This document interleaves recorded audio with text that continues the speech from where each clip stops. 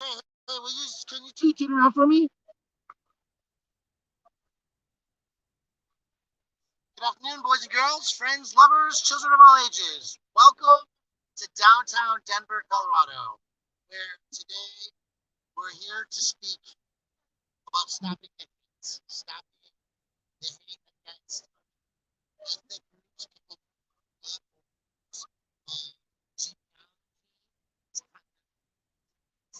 we have to recognize so that race and it's not a reason to be angry, to be hateful, to be violent. The president, no. It's time to stop the hate. So, we got some friends here.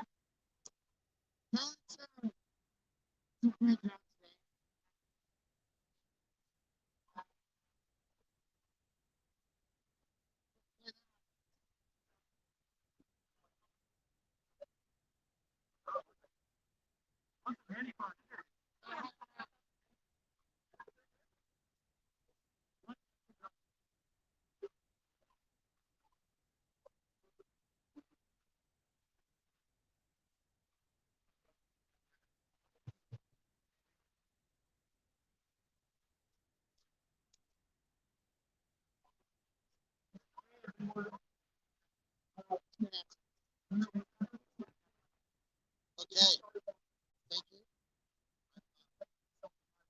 Check it.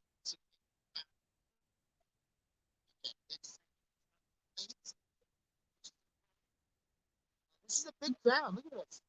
This is Denver. Did you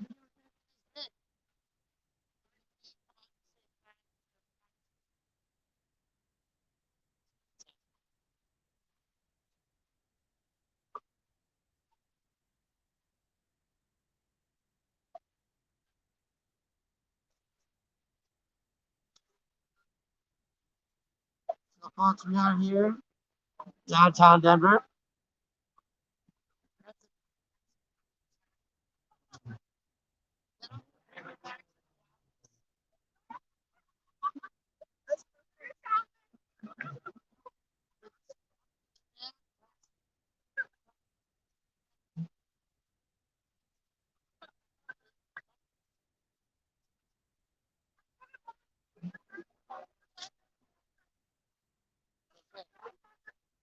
It's beautiful. It's fantastic.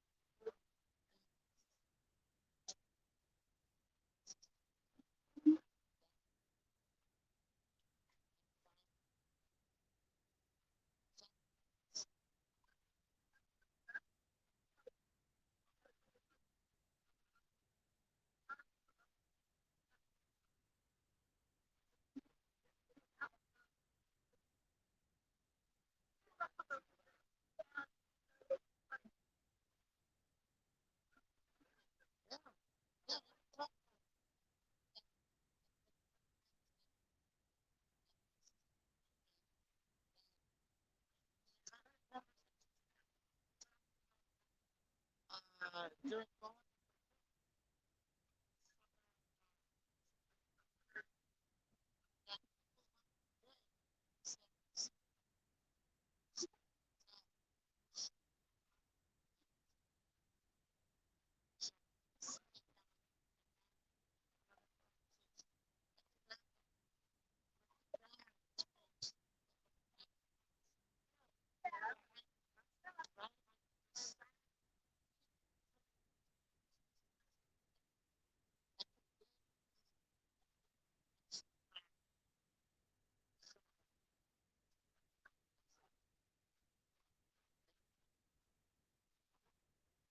we're glad to be out today. I can see it. Thank you.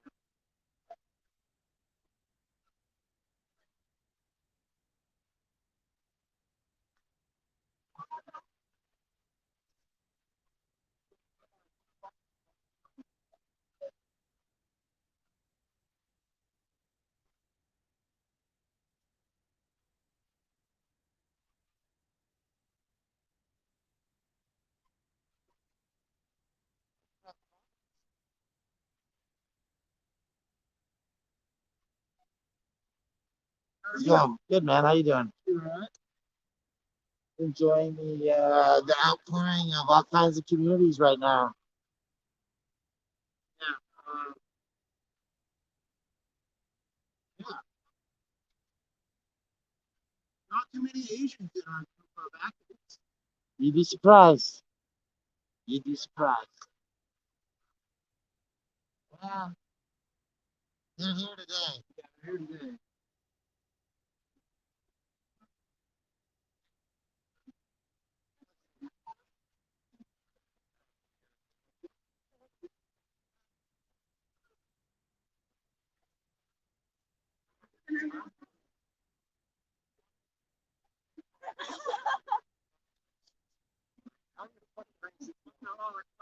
Happy fuck the racist day.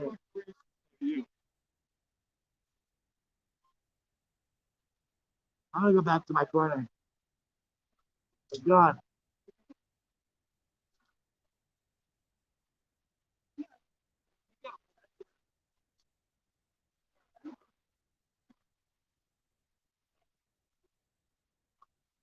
Pardon me. Pardon me.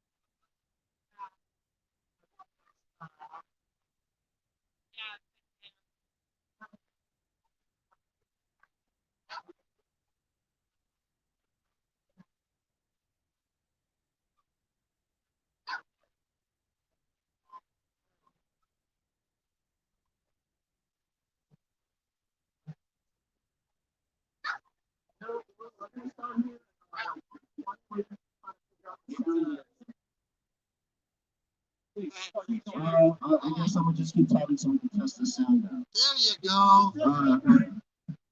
Yo, thank you everyone for coming here. Just thank you guys. I appreciate that.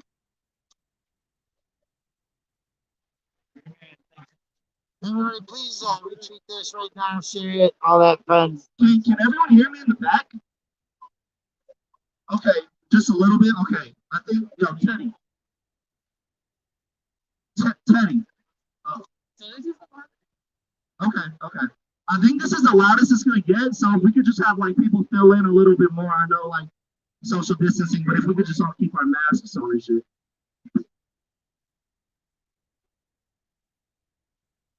Okay. Okay. Okay. Maybe. Yeah. Well, you think the circle? If we could have everyone get in like a circle type, like a semi-circle type situation, just so this sound could travel a little deeper into the back of the crowd. I'll bring this into the my fault. Oh, or if we could come around in a circle towards the back too. Yeah, so if y'all can fill in behind as well, that'd be cool.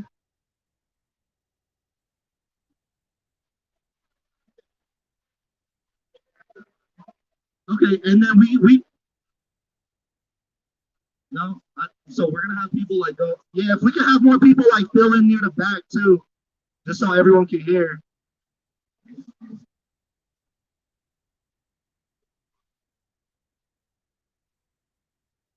So like this way. Okay, for sure.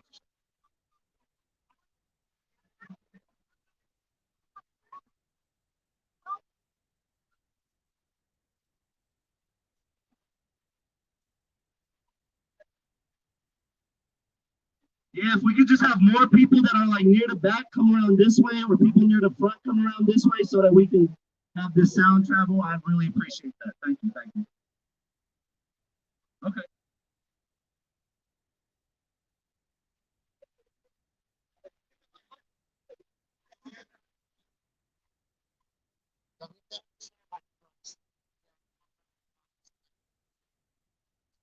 Can people in the back hear me? Can I get like some hands up in the back if y'all can hear me? So that's about as far as it goes. So point this that way? All right. Maybe that way.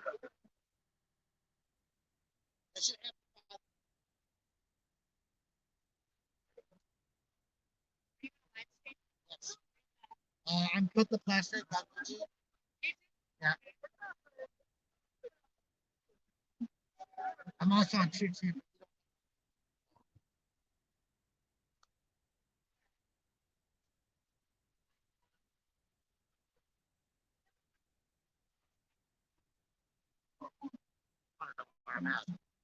Can people in the back hear me now?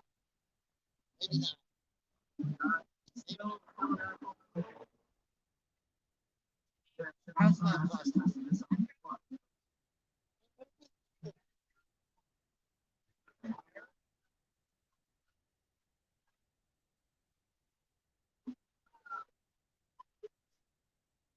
Just get shoulder.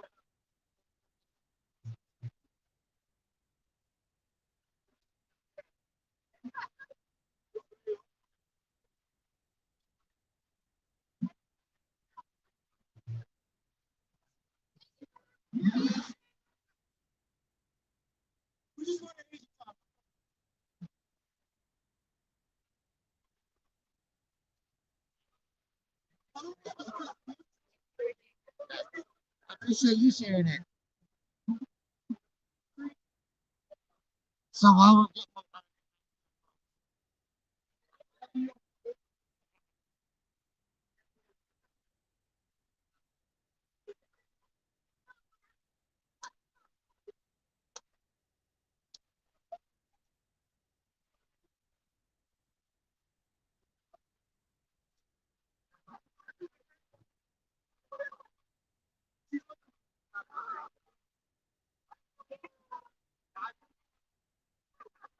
how about now? Can people in the back hear me now? For sure. Okay. That's better. Okay. You got a lot of room back on the fence. We're just gonna have Katie start off with a land acknowledgement.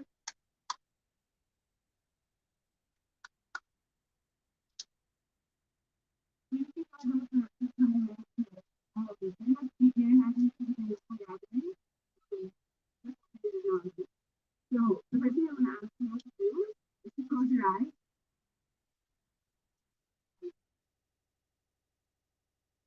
And I want you to take a deep breath in and a deep breath out. And come to right here. You can open your eyes.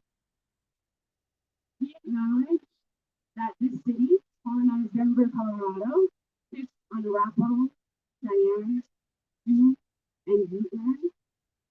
We acknowledge the harm that this country, a settler colonialist nation, caused by systemically and forcibly removing indigenous people from their lands across the country and by enacting indigenous genocide.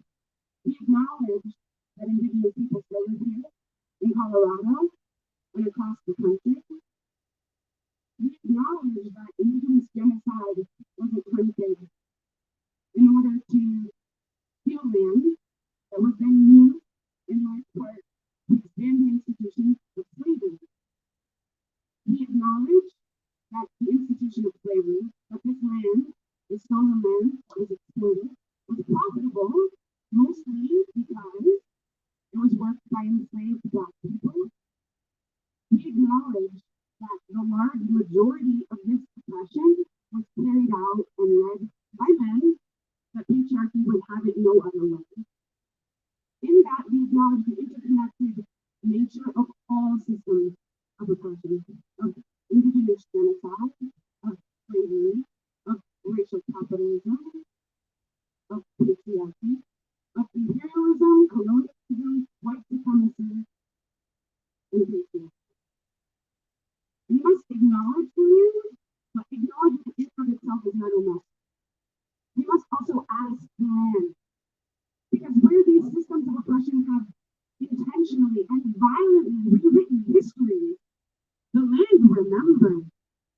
Can everyone say that? Repeat after me. The land remembers. The land remembers when it was stolen in 1850 by settlers who arrived here during the gold rush. The land remembers how across the western United States, many Chinese people worked on the railroad and in the mines. This land remembers that right here was a haven for Chinese people who came here during the gold rush. This is the site of China, Denver's Chinatown. The land remembers how this frightened white supremacists, this frightened white people in Colorado and across the United States. There was anti-Asian racism and hysteria. This land remembers October 31st, 1880, the Hawk Alley riots, wherein white supremacist rioters burned down businesses in Denver's Chinatown, abused Chinese residents, and hanged women. This land remembers that that wasn't an isolated incident, that riots like that were happening all across the United States during the 1880s. The land remembers the Chinese Exclusion Act of 1882, which barred Chinese people from immigrating here based solely on their country of origin. The land remembers that this anti-Asian racism was not limited to Chinese people, that here in Colorado, there was an internment camp for people of Japanese heritage during World War II. We don't even get the land started about imperialism. The land remembers, and we must listen and acknowledge. That's land back. That's all of us are connected in our struggle for liberation. Imperialism, colonialism, capitalism, white supremacy, and patriarchy. We fight together, all of us, for each other. We fight for the land, and the land fights for us.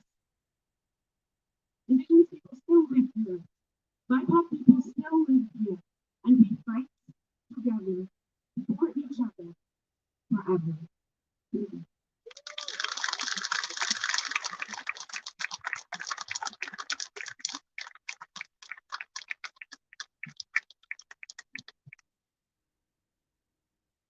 yeah. Hi, I'm Cashapp. I'm going to say a few things.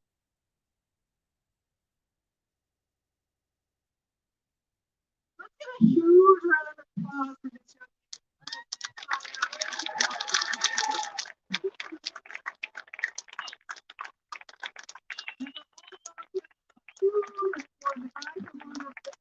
the microphone for all of you guys who are not here. Let's give them a huge applause.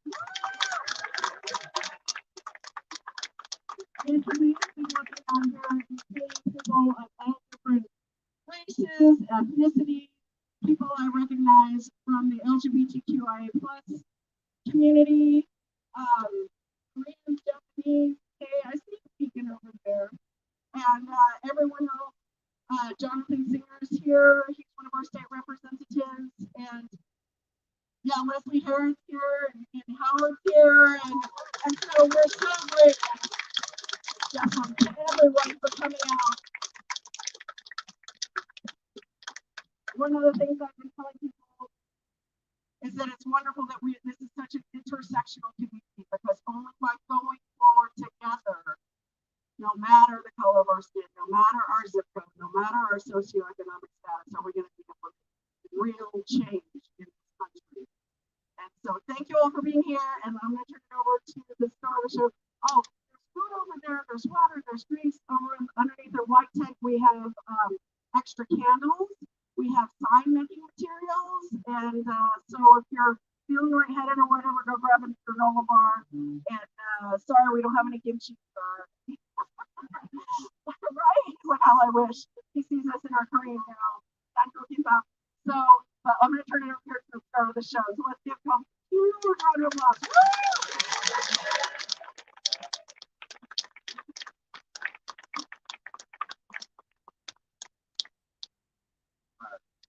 First off, I just want to say thank you to everyone that's here. I think like y'all can tell I'm pretty nervous right now. Y'all are getting respect. I appreciate that.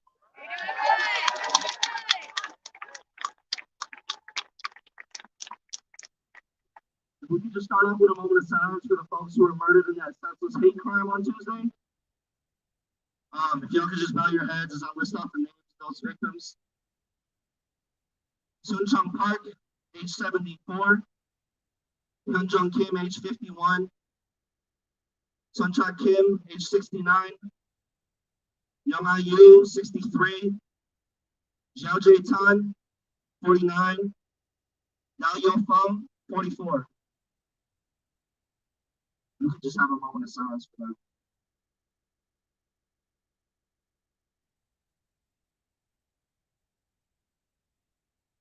These folks were mothers, wives, daughters, friends, and loved ones. But above all, I think it's important to just recognize that these were regular people. Regular people who expected to go home and share a meal with their families after a long day of massaging people's backs, cleaning people's feet, doing things a lot of people wouldn't do so that they can take care of their people. Doing things a lot of people wouldn't do in hopes of achieving a better life. I think it's just heartbreaking to know that they couldn't go home and share that meal with their families. I want y'all to understand why we're here in this location today. About 150 years ago, where you're standing, and from about 15th to 20th, and from Market to Razi, this used to be Chinatown. What is now labeled as Lodo used to contain much of where Chinatown used to be. On October 31, 1880, another victim of an Asian hate crime perpetuated by white men was denied that right to go home, just like the victims we're here to honor tonight. Luke Young was lynched by a white mob of 3,000 violent white men on the corner of 19th and Arapahoe. He was lynched on a light post while they shouted, "Stomp out the yellow plague." For those who don't know that history, it's not a fucking coincidence. Just like it's not a fucking coincidence that before we even knew the victims' names from Atlanta, we knew that the man who committed that hate crime came from a good Christian background and had a fucking youth pastor for a father. Things I couldn't fucking care less about. It's not a fucking coincidence because we all know about the inception of this country. The atrocities that this country has committed in the name of withholding the white supremacy that is woven so fucking deep into the fabric of this country. You can see it so clearly when you see this killer in the back of a cop car without restraints. You can see it when you see Elijah McClain's killer still walking free. You can see it in the inherently racist and so fucking cruel politics that Mayor Hancock puts down upon our homeless communities that displaces Black and Indigenous folks at the highest rate. You can see it when you go to Aurora and you see ICE locking up our immigrant population and putting these young children in fucking cages. And when you can see that, you can see that this massacre in Atlanta was no coincidence at all. It's just this country operating as it always has. And when you can see that all of our problems are so intersectional, I hope you can also understand that there is no quick solution like we all want, but the light at the end of the tunnel is that there is a solution. The only solution is coming together to stand up for the next man, woman, non-binary, and trans person. We're so easy to pick off when it's just one group of people fighting for their own cause. You know, when we were out all summer after the brutal murder of George Floyd, getting our ass beat by DPD, fear of getting arrested, and so much worse, I was frustrated with us. I was frustrated with the Asian community. Frustrated with our lack of solidarity with our Black brothers and sisters. Frustrated with the anti-Black rhetoric coming from our elders, coming from our families. And to the younger Asian community that are here, I hope you understand that it's on us to fix that shit for the next generation. It's so evident that this punching down shit doesn't work and will never fucking work. We've seen it, yo. This punching down shit will never fucking work. The only solution is to come together and punch up against the systems that keep us down, or else shit like the shit that happened in Atlanta on Tuesday is gonna keep happening.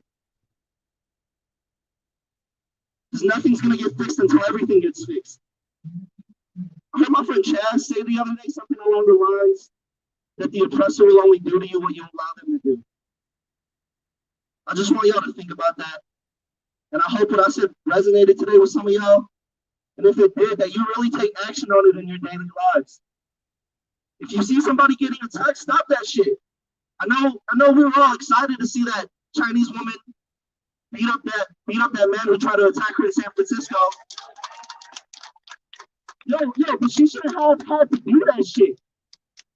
It should have been people like us stopping that shit when she was fucking getting attacked. She should have had to wield the 2x4 to fucking hit back when she's one of her elders, one of the respected. If you see somebody getting harassed or ridiculed, or whatever you see that does not morally fit into our envisionment of a better world, put the onus on yourself to stop it. Because no one's coming to save us, and I think y'all can see that. You know, Asian people, we just think it's okay to like keep our heads down and just worry about us and worry about our own families, but that's just not how shit's gonna go, because as y'all can see, that's just coming to our front doorstep now. So yeah, like I said, no one's coming to save us, not the police, not politicians, but only us. So put the onus on yourself to fix what you think is wrong. I appreciate y'all for being out here.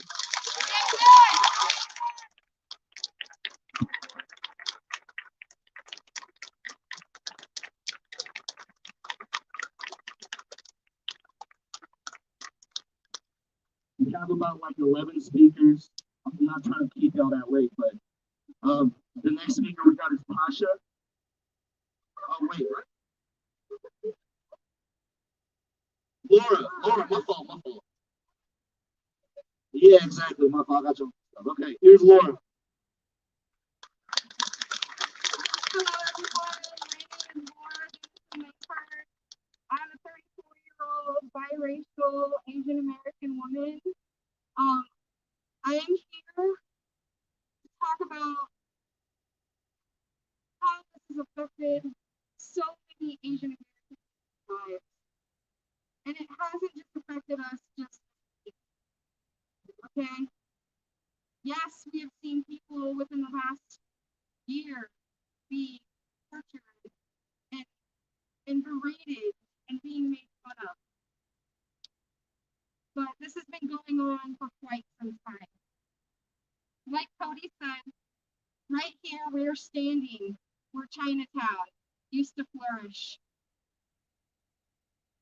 And it's just tragic to know that over one fight, it was a pool fight, by the way, people were playing pool.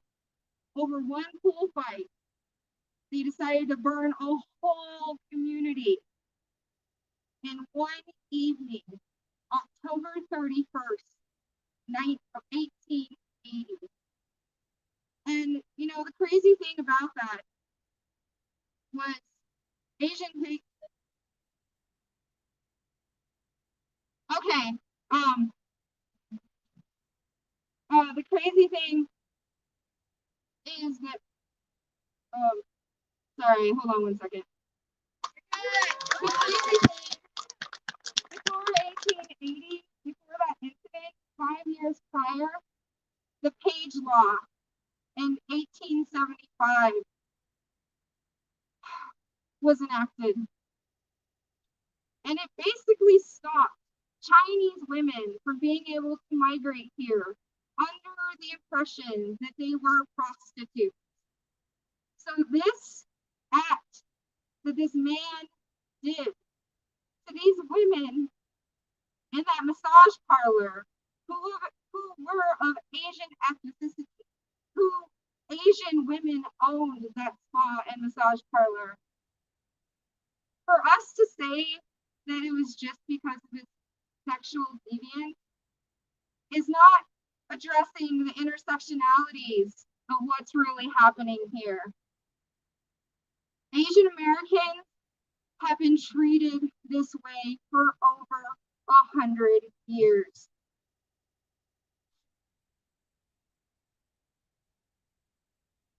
My mother, Naomi, brought over half of my family over here working hard and building up her businesses from scratch. She sacrificed so much for me to be alive in a country where she thought we were free and would not be discriminated on. In Korea, my grandmother was an albino Korean woman. My grandfather didn't have proper clothing because of war times until he was 9. They had to work hard, lost children, just to survive after the war and even before it. But after the war, my mother was born, and she just wanted a better life, knowing that she's lost brothers, family members. And one of the brothers was actually murdered because of sickness, because they couldn't get help during that time. So there was a lot of stress that my mom had to undergo and a lot of trauma that she had to suffer. So she sold fish and candy with her brother just to get here. She was able to successfully make it here, but she did have to live in a military base in order to get her citizenship. While coming to America, they didn't have very many choices on a lot of the paperwork. There was only the choice of either black or white. And on that paperwork, the lady told her that she needed to correct it during that time because she said she was white. Her skin was white. She thought she was white. And they told her, no, ma'am, you are not white. You are not Caucasian. So she had to choose black. My mother worked so hard and had so many businesses. One of the businesses was a massage parlor and a spa. My godmother and her both owned multiple ones in Dallas, Texas. Not all of them were soliciting sex. Not all of them were sex-orientated establishments.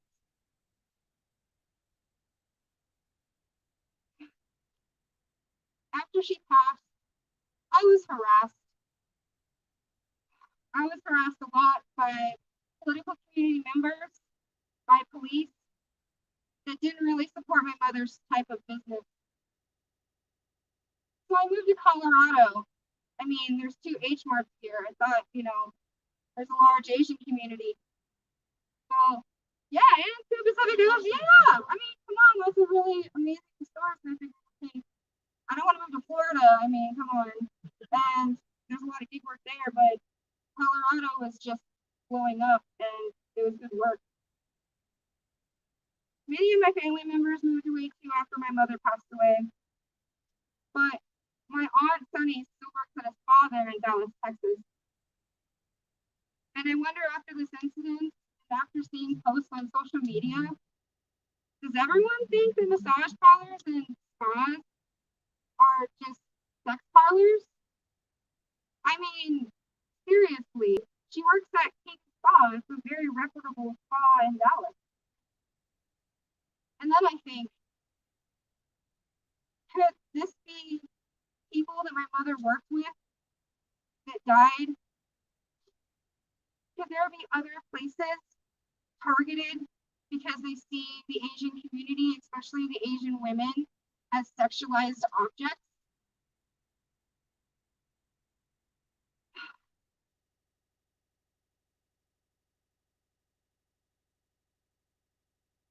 I had no idea of Colorado's history, and learning about Pop Alley was something that brought tears to my eyes. Many of the people moved here not just because of the gold rush, because we were cheap labor through the railroad system. And the area was huge. It extended from 15th Street to 20th Street and from Market Street to Wazee. And that incident was the first ever recorded race war. And the crazy thing, guys, no one ever mentions this because nobody ever wants to talk about the money. But $30,000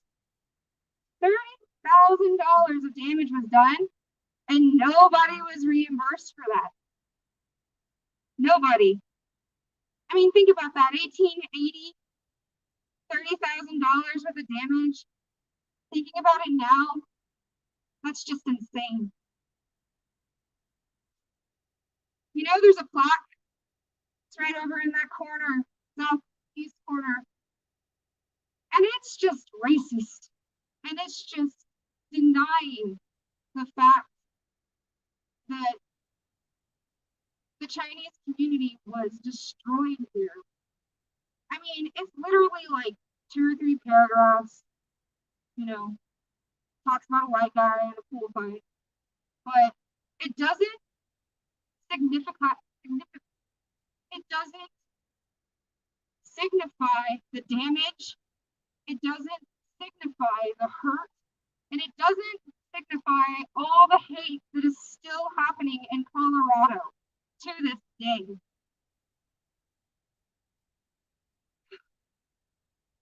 Some of the things that Asian and Korean immigrants have endured is just heartbreaking.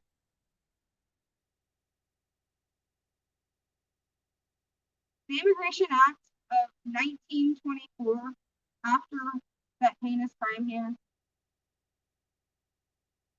basically excluded Korean immigrants into the United States.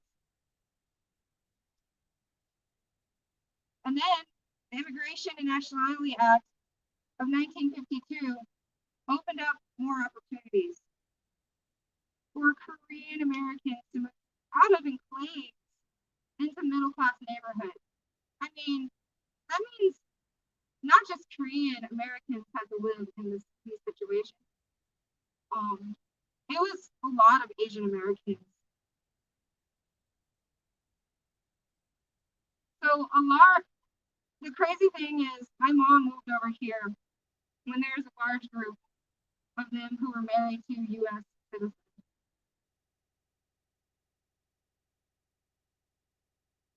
So with the passage of the Nationality Act of 1965, Asian Americans were able to finally start moving into the United States.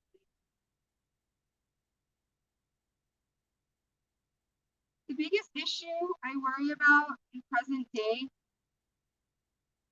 is the older Asian community, especially the women. I know that lady who was 70 beat the heck out of that guy, but the video after broke my heart. She doesn't feel safe. She doesn't feel at all well. If you see her face, it is completely bruised. There are close to 23 million Asian Americans here in this country. And nearly 3,800 hate crimes were recorded just between March 19 of last year and February 28th of this year. And the thing is, women were targeted at a disproportionate rate, making up 68% of the reports. Asian women are fetishized, hypersexualized, and seen as docile and submissive. On top of that, they often are working in service sectors like massage parlors and salons where they're subject to a lot of abuse that they don't report. A lot of Asian American businesses have been already hit especially hard. And it all started when President Trump or ex-President Trump decided to say that this was a Chinese virus. And we all need to recognize that we need to stop all of this hate and begin supporting each other, because hate is a virus. Thank you.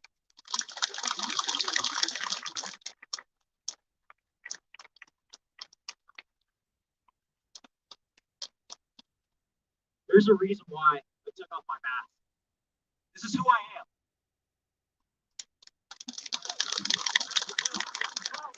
My name is Daniel. I'm from Atlanta. When I was younger, growing up in Macon, Georgia, my mother told me this: look down and be silent. The reason why was because she knew, my father knew, my aunts, my uncles knew that you had to be silent in this country as an Asian American. A lot of times, they have worked hard, 16-hour days, 16, 20-hour days. I never saw my parents growing up.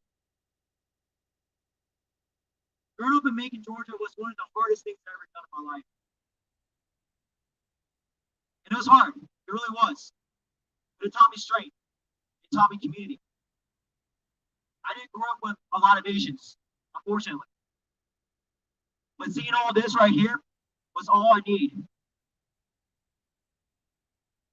When the shooting happened in Akron, Georgia, it was 5 minutes away from where my mother used to work at a laundromat, where she would go there and do dry cleaning, do alterations for people's clothes. This shooter could have, instead of going to Asian massage parlors, could have gone to other Asian businesses. He could have gone to an Asian restaurant. He could have gone to a laundromat, beauty supply stores, gas stations. This is the reality we face today. And this guy, this coward, targeted Asian women, who are the bedrock of our society and Asian culture. They have done so much for me, for all of us right here who are Asian. Let's be honest. They have worked so hard. And what made me mad is that sheriff, back in Georgia. And of course, he had to say, he was at the end of his rope. He had a bad day. Well, and in my bad day, I smoked blunts. What are you talking about? Ridiculous. I took a 40. But they have to defend it. And they have to let go of what Asian women got to say. One of the surviving witnesses said in Korean, in the Korean Atlanta Times, said in Korean, this is what Robert Long said: I am going to kill all Asians. And what did the mainstream media reported? It was a sex addiction. And if you look at 1875, what Laura was talking about, 1875, when the Page Act wasn't acted into law, the first restrictive act to restrict any immigration in this country was against Asian women, specifically Chinese women. Even President Ulysses Grant said in a speech, saying Asian women are immoral. And to this day, in 2021, and you think after civil rights, you think after Dr. Martin Luther King, you think after Mr. Chin, we still got to deal with this. Asian women are still sexualized. Asian men are demasculized. And Asian people have no representation. No, we are not represented at all. I cried when I watched Crazy Rich Asians. You know why? That was the very first time I saw a man who was not a nerd, who was not weak. That was the very first time I see a guy. I was like, he's hot. Let's be honest. And that gave me hope. And then when I saw him, I forget what the new movie name is. Minari. That was a beautiful movie because that's a representative. That was very similar to my parents' story growing up in Georgia. We had a gas station. Their difference was in Arkansas, they had a farm. But we had a gas station in the middle of Georgia where they speak, where it's not Georgia, it's Georgia. That's Macon, Georgia, you know? At the end of the day, we're here united. I've seen people of all race, all ethnicities, sexual orientation, age, here's gathered today to say a simple message: stop Asian hate crimes.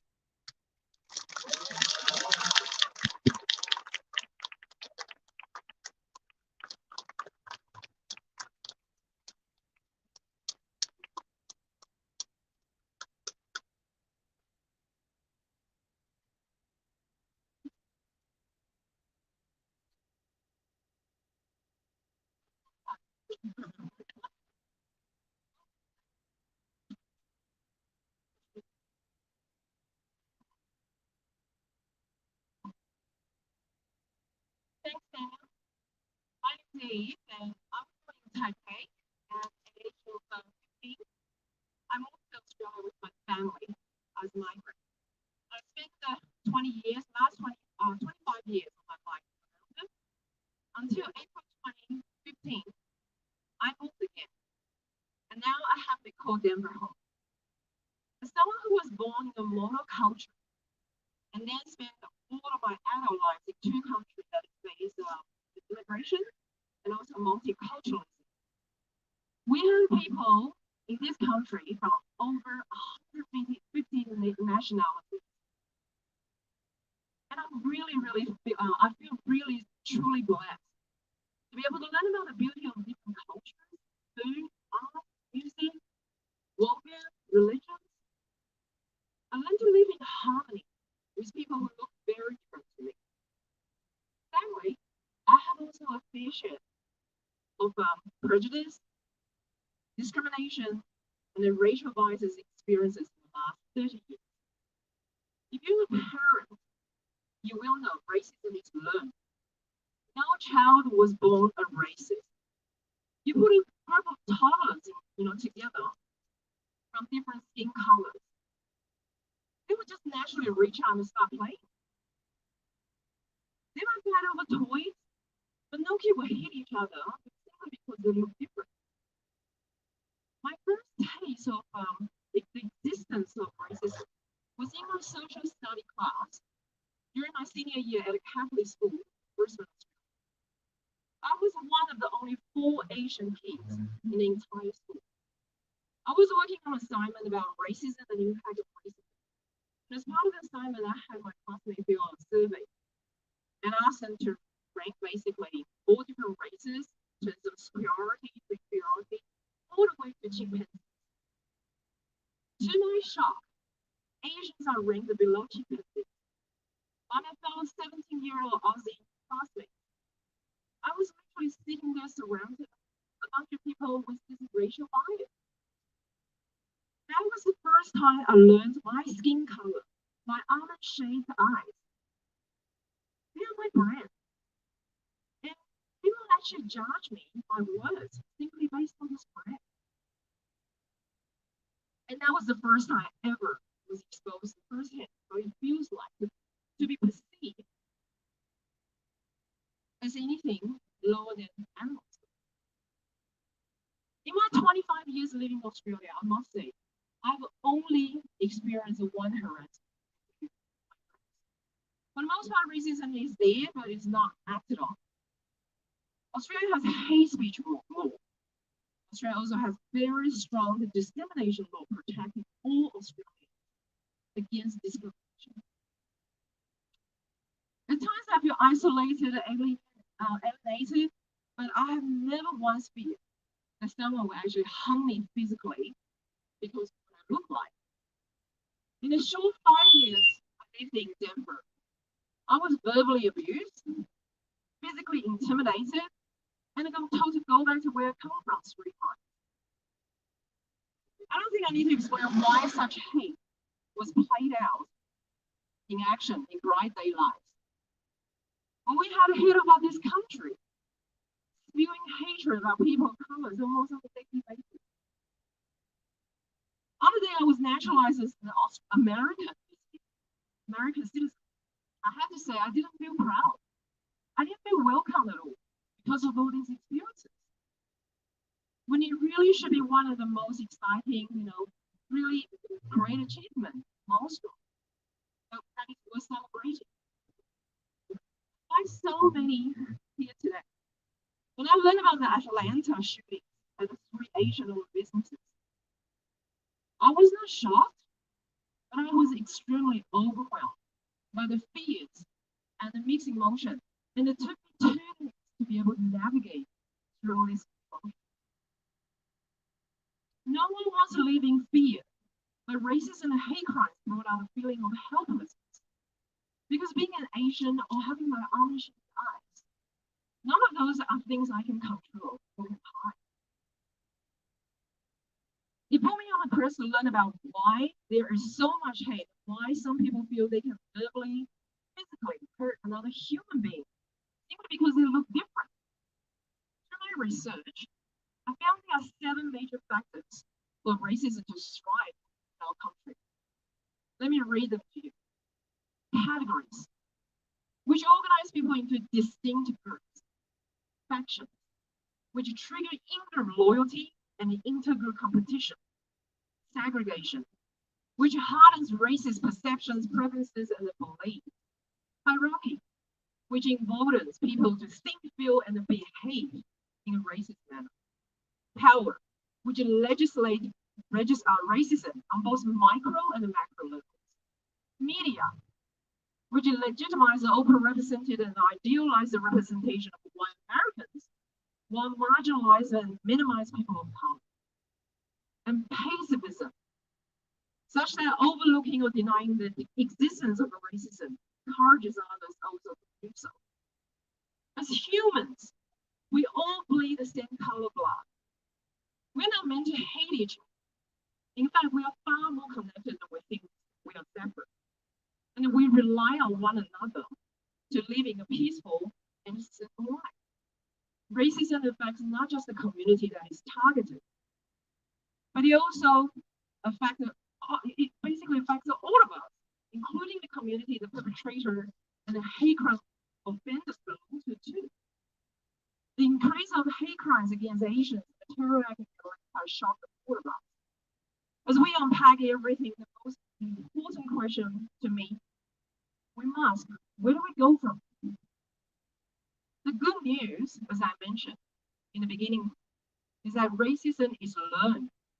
So when it's learned, we can unlearn it too.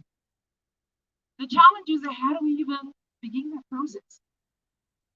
After Atlanta, I spoke with a number of my Chinese friends, and many are indeed very, very fearful. The sentiment also is 100% justified and understandable. It won't solve this racism crisis.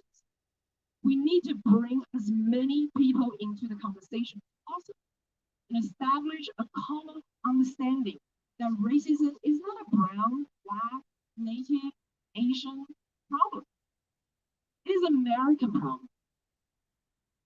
We must try to create a bridge with those who are not impacted by racism on a daily basis in every possible way and every possible channel we can.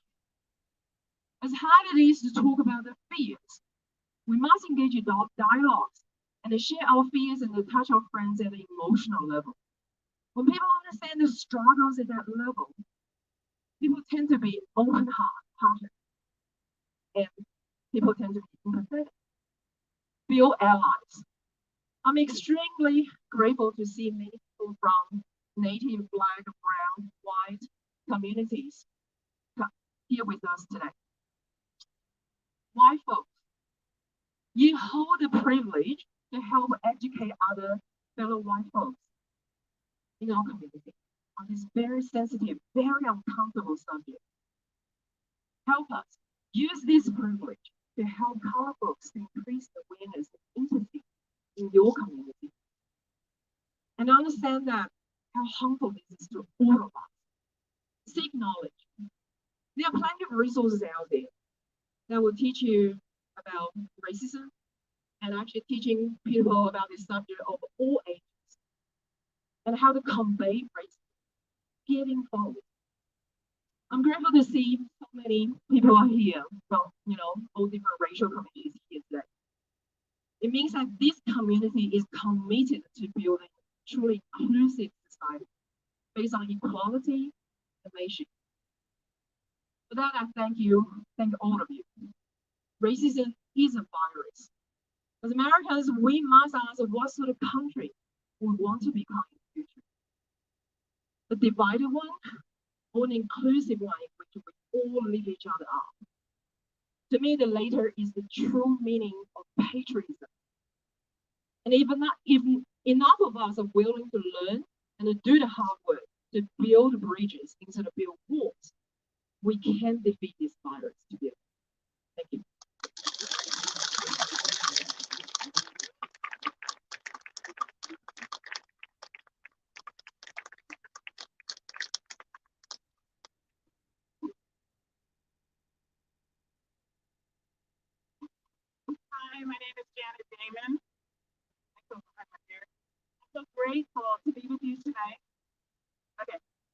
I'm here to honor my bloodlines, my Korean ancestors, my Black ancestors, my experiences as a woman who holds these two worlds within her.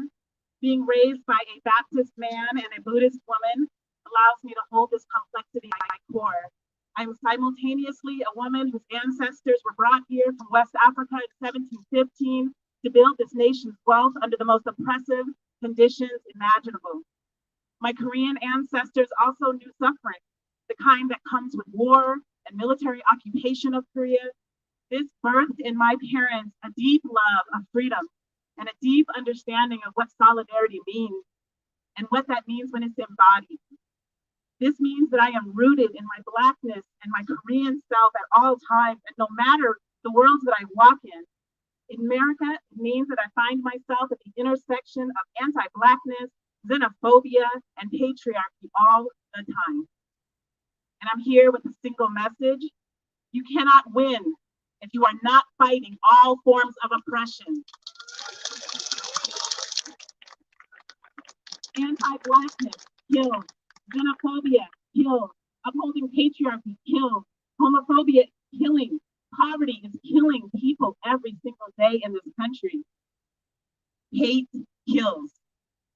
And this hate in America is rooted in white supremacy, and it's designed to disconnect us from our humanity so that you can be a gladiator out here competing for resources and believing that you've won every time you've dehumanized your brothers and sisters.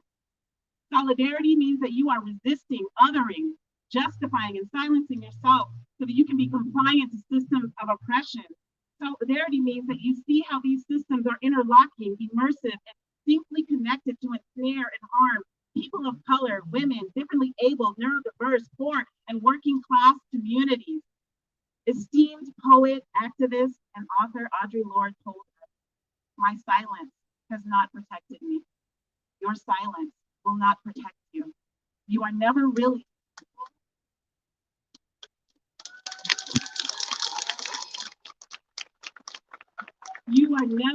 a whole person if you remain silent, because there's always this one little part of you that wants to be spoken out. We have been socialized to respect fear more than our own needs for language and definition. And while we wait in silence for the final luxury of fearlessness, the weight of that silence will choke us. So tonight, I dare you to use your voice. I want to do a call and response for you. Every time I say these words, I want you to say, when I pause, I will not be silent. When I see the mistreatment of my Black, Indigenous, Latinx, Asian, queer brothers and sisters, I will not be silent. When I see elders being harassed, I will not be silent. When I see women being denigrated or abused, I will not be silent. When I hear comments made about communities of color and those who are gender expansive, I will not be silent. When I see othering and psychological violence, I will not be silent. When I see that you need my help, my advocacy, my fellowship, and my voice, I will not be silent. I will not be silent for you. We will not be silent for each other. May our words become actions, and may our actions bring peace. My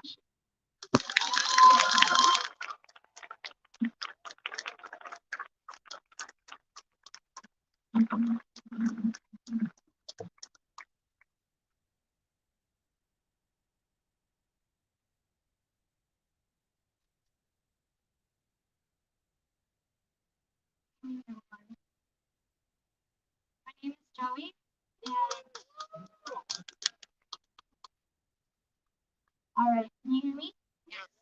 I want to first thank Cody for having us today and having this space to allow us to work. I didn't really prepare anything because of this part, so I hope it's okay with y'all. I can speak a bit casually. What really pisses me off is when they keep saying it's because he had a bad day. Had a bad day. We all have bad days. My mom, she's a refugee from Vietnam. She had to sneak out in the middle of the night in the dark with her family. They had to sneak on a boat, and she was stuck on that boat for almost a month because no one wanted to accept Vietnamese refugees at that time. And she was seasick the entire time. I would call that probably bad year because once she arrived in Hong Kong, she was in a refugee camp for 10 months before she could finally make it here. I'd call that a bad year, bad few years. When they finally got here, my mom actually couldn't finish middle school back in Vietnam. And when she came here, she didn't finish high school either. She had to drop out and work for her family. And when I was born, and my dad was there in that room, and my mom had went through labor for, I don't know, 16 hours. And he looked at me and he was like, she's so ugly. Are you sure she's mine? And then he left.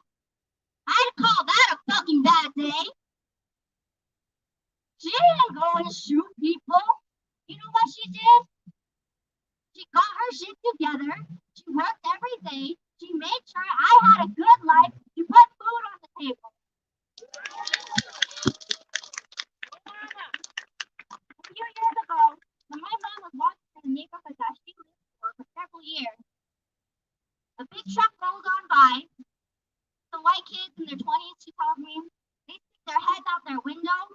They stare her down. They slow down. They're driving right next to her, and they yell at her. They said, "You fucking cheat!" She said she was scared. She said if she ran, she knew she couldn't outrun them. She's older. They're young. This is her neighborhood. I call that a bad day. Stop excusing white supremacists. Stop excusing that shitty behavior because we all have bad days and none of us are mass murderers.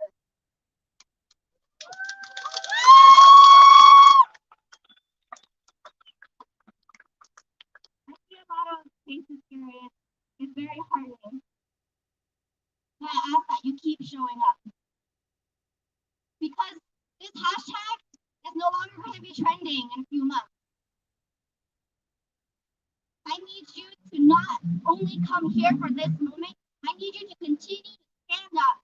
I need you to continue to stand up, not just for Asians, but for Black, Indigenous people of color, for LGBTQ community, for any marginalized community that needs help. Because this is not a one-time thing. This is a journey. This is a lifetime of work, and we can't do this alone.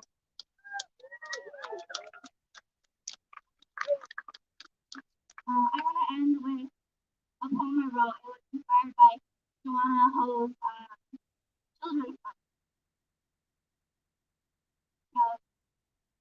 I have eyes that kiss in the corner. My yellow skin reflects like moonlight. In my veins runs the blood of survivors. So many things have conspired to kill me before I could even exist. Yet I'm still alive.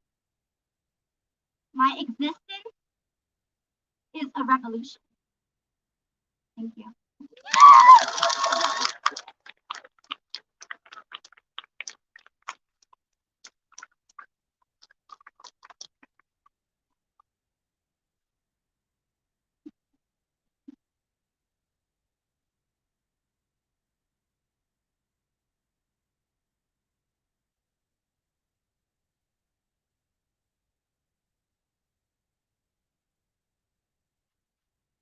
Amplify the voice, right? Yeah. Here's Diana. Thank you, Cody. Thank you, Cody, for organizing this and having this. Very much. He's 25 years old, guys.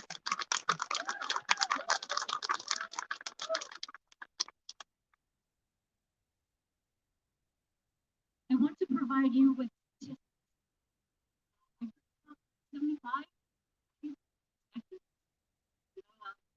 I say that, but I want to provide you with statistics about the Asian and Asian American Pacific Islander the Asian population, Chinese, 5.1 million. Asian Indian, 4.5 million. Filipino, 4.1. Vietnamese, 2.1. 1.8. Japanese, 1.2 to 1.5. Pakistani, 500,000. Thai, 329,000. Mom, 320,000. Cambodia, 300,000. Laos, 262,000. Taiwanese, 213. Bangladesh, 213,000. Burmese, 189. Nepalese, 175. Indonesia, 116,000. Sri Lanka, 61,000. And the native Hawaiian and other Pacific Islander population, Native Hawaiian, 226,000. Samoan, 213. Samoan and Chamorro, 182,000. Tongan, 62,000. I can honestly say I didn't know some of these. That is over 21 different Asian and Pacific Islander ethnicities with different languages, different religious backgrounds. I want to honor these victims of this anti-hate, anti-Asian hate crime by telling you a little bit about each of them, which you know that a few of them have not expressed about who they are because that's just the way the Asian community is. If they don't want their information out there, they're going to keep it to themselves. So what I have found, Sunfi Park, 74, Hun Jun Grant, he was South Korean, 51, a single mother, working hard to provide for her two sons. Sun Jin Kim, 69. Yun A-yoon, 63. Delaney Ashley Yun, 33. A mother to a 13-year-old son, 8-month daughter, leaves behind her husband, who she has only married for less than a year. Paul Andre Michael, American, 54, lived in ATL for 26 years, owner of an alarm company, lives behind on the Vigil. Zhao Jay Han, Chinese, American, 49, a mother, and would have been 50 years old 3 days ago. And she was the owner of a young spa who worked 12 hours a day. John Newton, 44. Alexis Hernandez, the shooting, he survived, and he removed his bullet from his tummy. He does have a GoFund page you can donate. I'd like to ask everyone to have a moment of silence.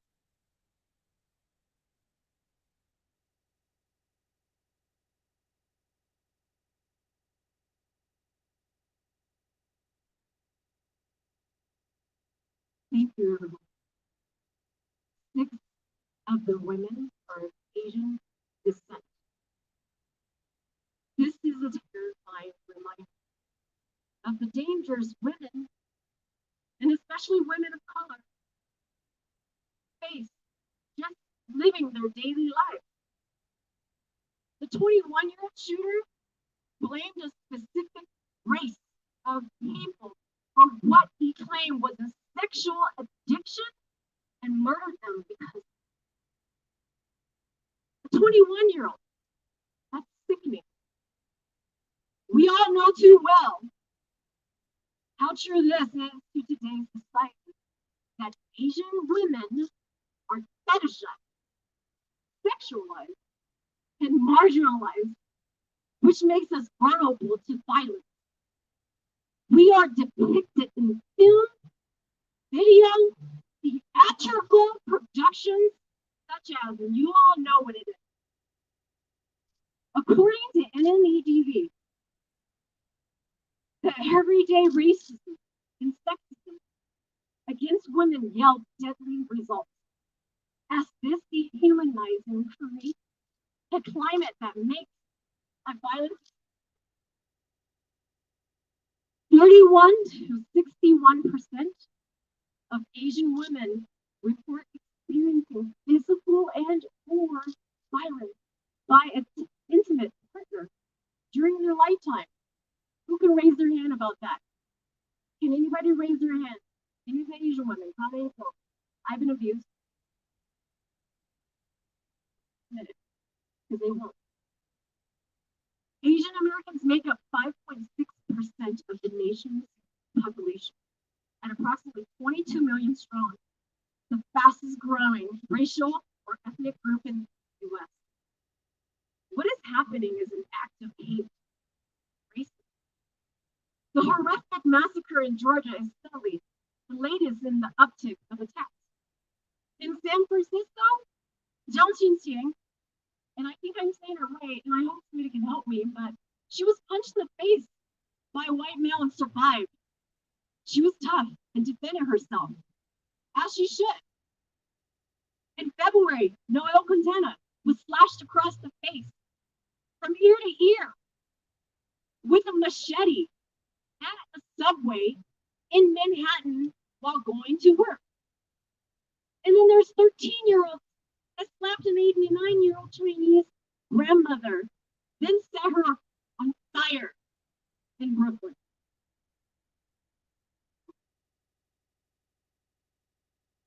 Racist attacks against Asian Americans have spiked across the country since the start of the pandemic, and they are happening all across the US.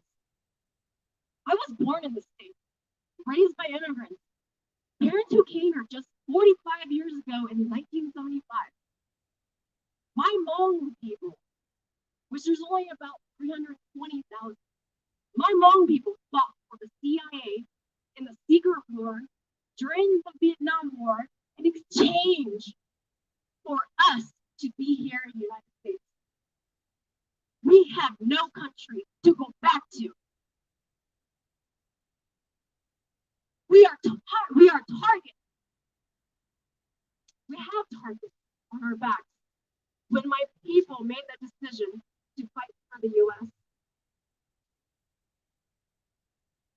our people are still being slaughtered in the jungles of Laos and left behind. My family did not fight for this country just so we can live in fear and be attacked because of our race. I faced those racial sentiments in the past and present. I got into physical altercations with men and women for my race, but they kicked them out of the bar.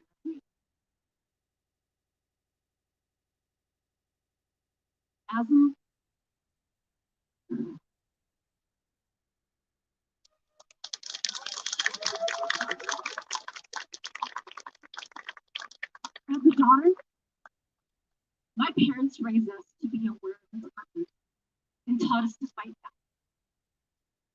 But now I'm worried for them and if they would be attacked next of their race. As a mother of 3 children, I'm teaching my children to do the same. The anxiety I feel for my children is uneasy. Since the pandemic and the uptick in the anti-Asian hate, we've secured our home with cameras and self-defense items, and you know what that means. I teach my kids how to use it because of it. My family came from war, and I still believe that we are not at war, but it feels like it. We will not be invisible. We will not stay silent. We demand justice for all our communities, Asian, Black, LGBTQ, Native, Indigenous. The surge of violence is unacceptable, and we collectively need to address and educate our community about the anti-hate crimes. I am not a virus. We've got to stop comparing our atrocities and suffering to one another. Because, honestly, we all share the same pain when we're hurt, right? I call for peace. I call upon everyone, anyone who has ever felt betrayed, dehumanized, objectified, discriminated, just downright treated wrong. We need to stand together in solidarity against these racially motivated violence in any shape or form. I know these are hard times. It's hard to understand one another when we have to fight for our own life. However, for us to all succeed as a community, we need to be one. We need to keep each other informed about multicultural awareness and put a nail on the fucking coffin of racism. It is our job as individuals to show compassion, integrity, love, understanding, humanity, and empathy. I'm begging you. As a woman, as a mother, a daughter, a friend, and a family member, to stand up against racism. I am human.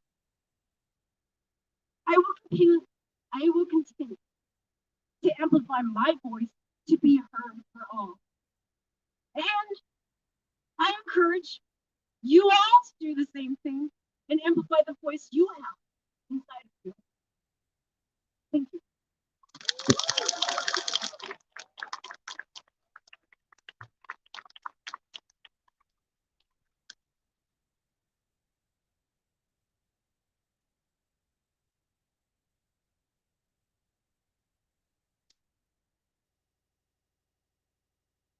Thank you, everyone, for coming out tonight.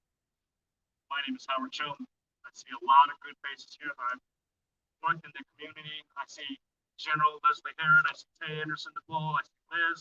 I see all of us that we've fought together on many other occasions.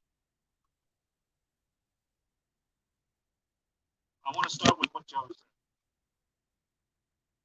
I want to talk about a bad day. My grandfather fought on the nationalist army against communism. He died. My grandmother was located, had to jump on a boat from Shanghai to Taiwan. Boat was raided.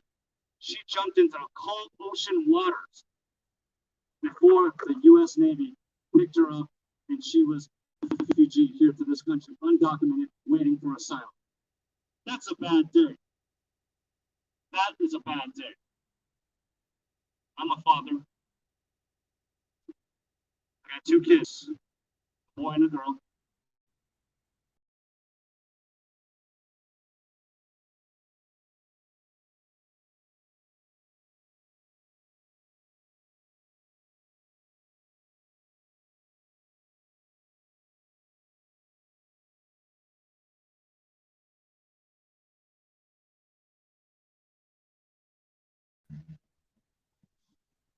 And this reason that we're here today is partly because words matter. Rhetoric matters. Attitude reflects leadership or lack thereof. So when we talk about doing something, you hear someone talk, you got to step up to that immediately. Words matter. What did you think would happen when this rhetoric goes unchecked? We saw this summer. We should have stood harder for George Floyd. We should have stood harder for Ahmaud Arbery. We should have stood harder for Breonna Taylor.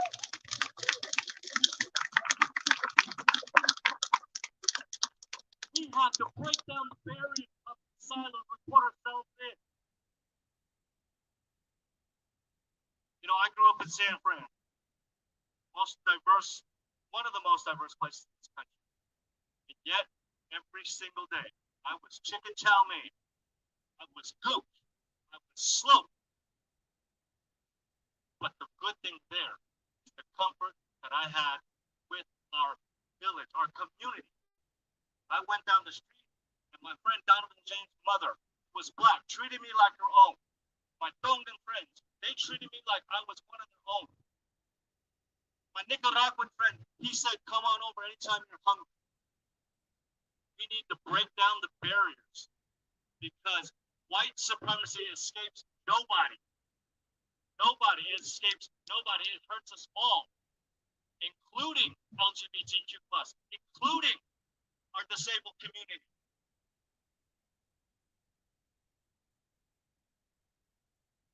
I remember first talking to my kids about Vincent.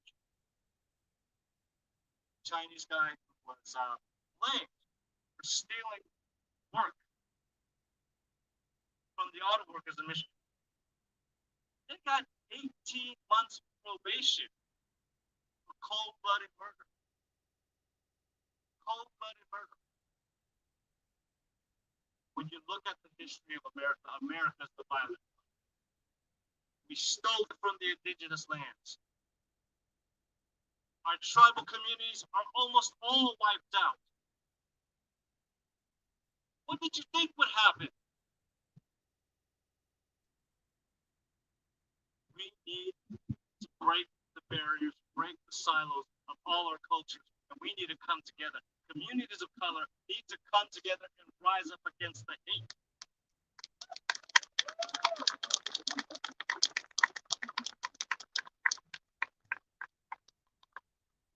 You know, I was talking to Cody the other day, I was talking to Eve the other day, I was talking to Ashley the other day. We just sitting there talking about what it means to be racist. And why is white fragility so prevalent, so rampant, that can't even see that thinking that all Asian massage are sex facilitating races. That is as racist as I can think of. We've already heard over-sexualized, the fetishization of Asian women. But that's not just here. It's been throughout history. Through the natives, through Latinx, through Black communities, through Middle Eastern communities, through my Muslim brothers and sisters, through my Sikh brothers and sisters. So I want you to know something. There's a lot of pain right here. A lot of pain.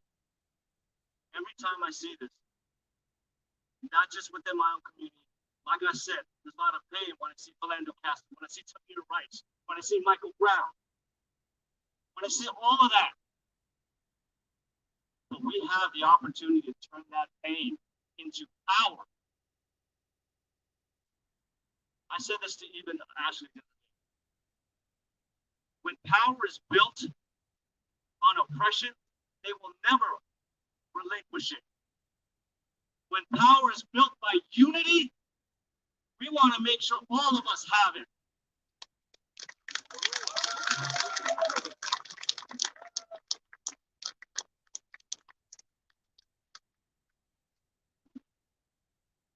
But let's start here right now, every day, all day. Black Lives Matter, Indigenous lives, protect their lands, protect our Latinx, protect the redlining, stop the redlining. Protect anything you see. You see something, say something. It's time to step up, everyone. I'm tired of having this conversation with my kids every single day. I want to raise them in a world where we at least have some semblance that white supremacy isn't dominating us. Because it's systemic, it's structural. We need to break that system down. And we need to build it up where all of us have a say. Thank you for coming out. Remember, turn that pain into power.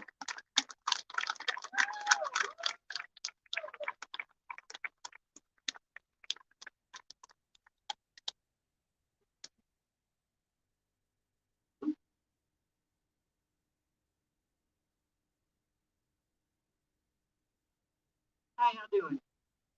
So I was sitting back there at the Parasol Patrol tent, and it was hard for me to hear a little bit. So I know y'all have been front seat, here. So hang on a second. You ready? I'm your husband.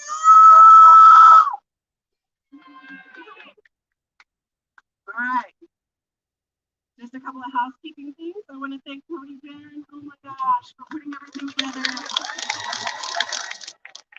I want to thank everybody from the people out, the volunteers about our food and water bottles. I want to thank Amplify the Voice and all the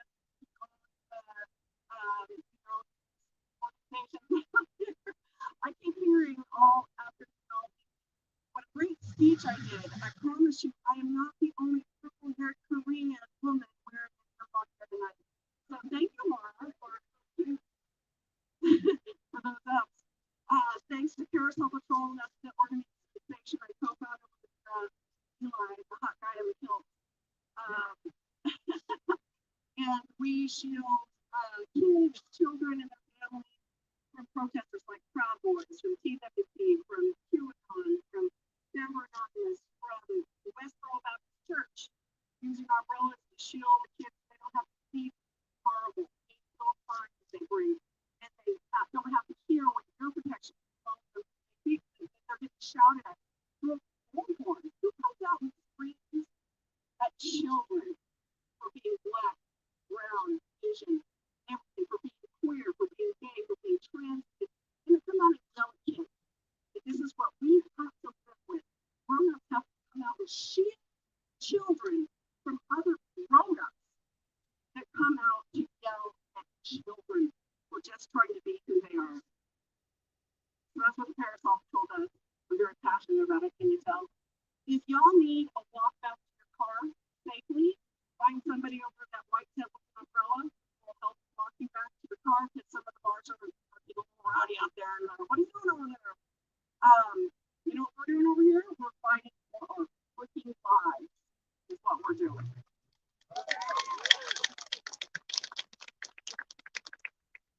And if you guys want to volunteer to help people walk back and forth to their cars, you need a few more bodies. So let's start breaking up. If you guys want to give us a hand walking people to their cars, I would appreciate it. Because I heard from another Asian woman, and we were asked our friends to come out, and they were afraid. They were afraid to come out for Vigil, for our own, for all of our own, because they were afraid that they would be harassed, that they would be hurt, to come out of their homes after dark downtown. And my husband, who very recently passed, and my daughter was shocked. My daughter and I were walking along the sidewalk ahead of him once, and men were just randomly calling out to us. She was 16, and just catcalling us. He's like, I knew it was bad. I didn't know it was that bad. I was like, we didn't even notice, because this is what we deal with every day. When we walk down the street, my daughter said it sucks because she had such a beautiful race-based smile, and she couldn't smile at people walking down the street facing her because she was afraid of what they might say or do just because she had dress. It's not right. It's not fair, and we have got to work for a better tomorrow. And I'm going to try to speak this up full of that like 2 weeks. Okay, so I'm Cashapp. I'm Korean. I'm a mother. I'm a former sex worker, and I am a human rights warrior.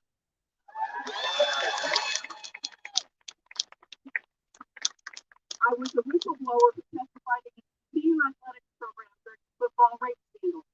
And because I, a lonely sex worker, stood up for rape victims, practices in college athletics programs were forced to change across the country.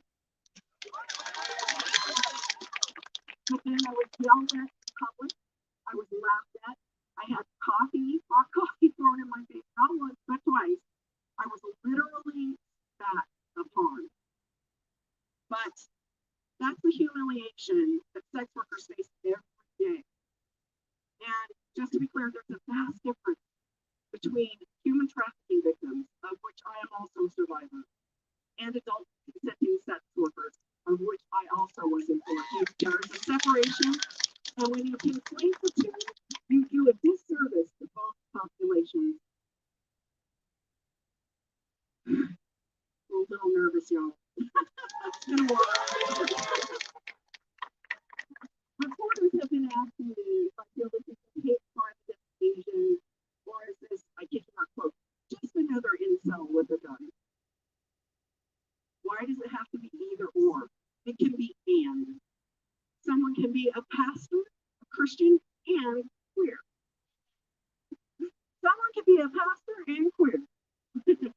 Someone, Coloradoans can be conservative and liberal.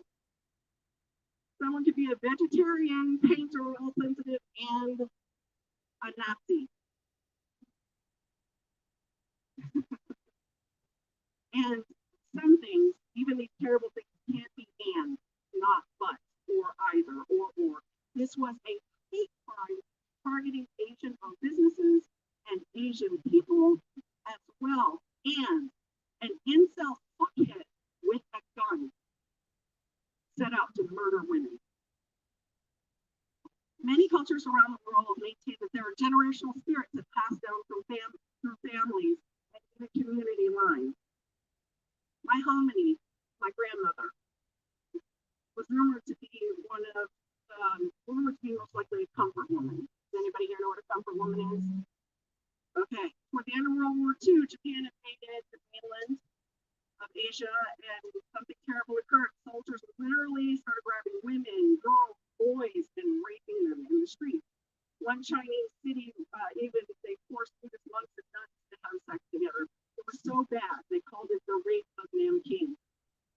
The solution was to kidnap or coerce or treat girls and young women, especially Koreans, telling them that they were going to be a nurse or a teacher, and instead they took them to military and police-run state brothels. There was great stigma attached to being a comfort woman. So many hid their shame.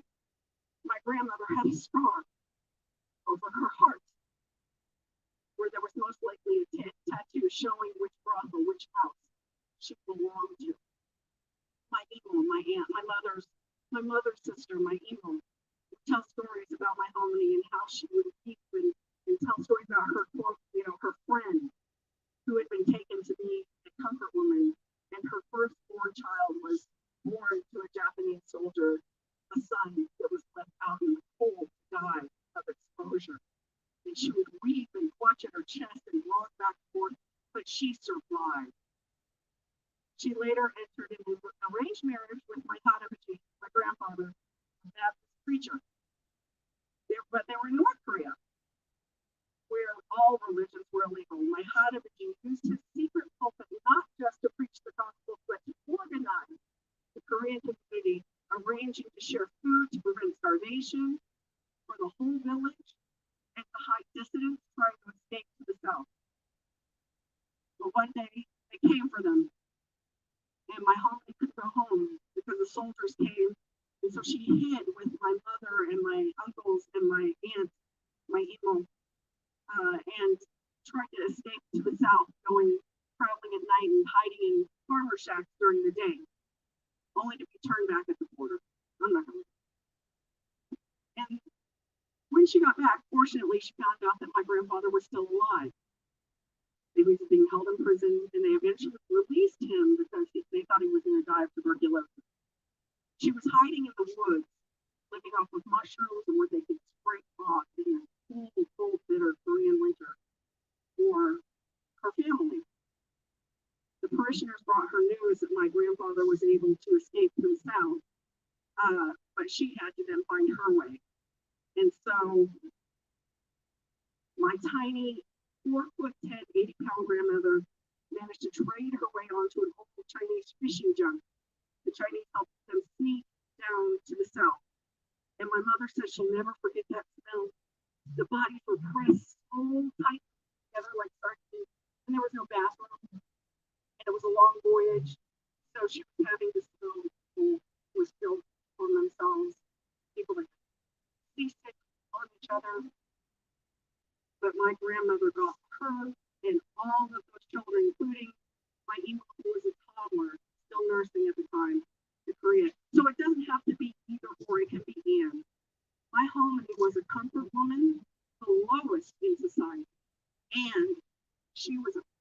badass.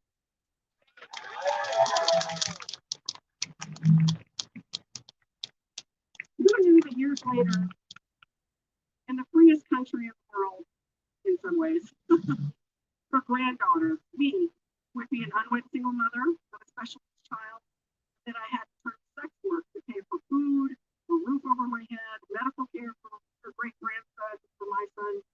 But you know what? I survived too, and I continue to survive, in spite of a system that provides little or no help for so many of its people. A capitalist system that keeps the poor poor and makes the rich richer. A medical care system that refuses to treat anyone unless they have the right kind of insurance. The racist and classist educational system that doesn't offer free ongoing education to anyone who needs it, no matter their zip code or the color of their skin. The so-called justice system that refuses to acknowledge this as a hate crime and a crime against women. Is it a generational spirit that haunts my family with the hardship and the joy of sex work? I don't know. But it's a generational spirit passed on to me from my hominy that has made me a badass.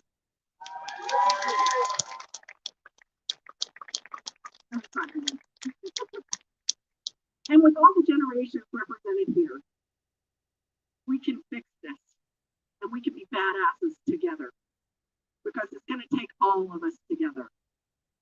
Black, Latinx, white, Indigenous, Asian, and everyone in between. I see us together trying, and I see them trying to tear us apart. I see how baked into our society racism is. I see how they try to pit us against one another. Young, old, gay, straight, Black, Asian. I see articles being posted about how Susan B. Anthony wanted to vote for Black women and white women, but not for Indigenous women or Asian women. And I see all the videos being posted about young Black men committing crimes of violence against Asians. But you know what? That's not everything that's happening. And we're being pitted against one another. Because as long as we are fighting each other, we can't fix the system. And they can stay cushy, they can stay comfy, they can stay where they are, and that is just not okay. We cannot let them divide us. We must stand together in solidarity or kneel together. I did this at the MLK Solidarity March and almost fell on my butt. So I would like for us all to kneel together and I know it's tight back there, so if you can't and just want to close your eyes, that's great. But I would like for us all to bow together in honor of those who lost their lives in Atlanta and those who continue to lose their lives across the country, the Asians, the trans people, the Black people. Say their names alongside Elijah McClain and remember, as we kneel, as I do a Korean women's vow, what we are to one another. Okay.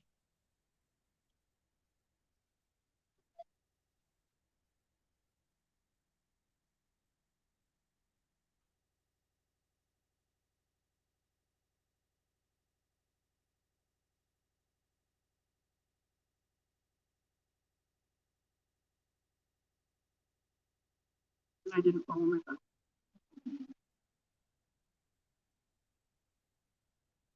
I'm wrapping this up. Remember that we are one together as we bow. Look at this.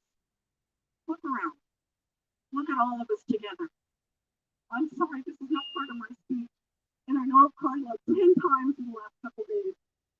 But this is, I think, the most beautiful thing I've ever seen in my life. Thank you all.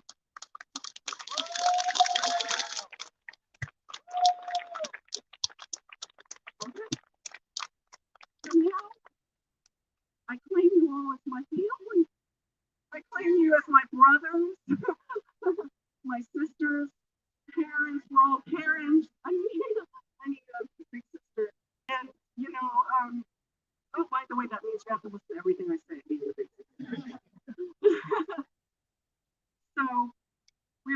siblings together. And you are all now with me. You are Generation Badass. Okay? One of the things we can do moving forward is try to acknowledge that sex workers are people. Asian sex workers are especially invisible. There are no accurate statistics at all about who we are, what we go through, how many times we're assaulted, how many times we're even killed. Because what are we going to do? Who are we going to tell? Someone rapes us, someone beats us, somebody robs us. And the last thing they say is, what are you going to do? Go to the cops? They'll throw your ass in jail, and they're not wrong. Trump signed into law a couple of years ago a law called cuttheplastic, and it was supposed to help human trafficking victims. It was actually co-written by Kamala Harris, an Asian woman and Black woman. But that having been said, Trump signed it into law, and it prevents independent from sex workers and even trafficking victims from being able to book their own clients, from being able to have a safe place to work from. So we're having to go back out into the street. We're having to go back to the massage parlors, into places that are not always safe. So if we can do what we can to repeal cuttheplastic, that's the first step we can take towards our ultimate goal, my ultimate goal. I know some people here are some of the ultimate goal of decriminalizing sex work.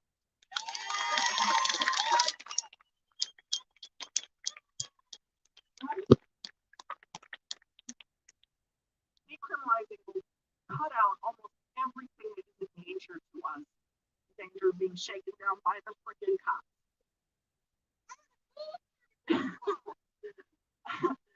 And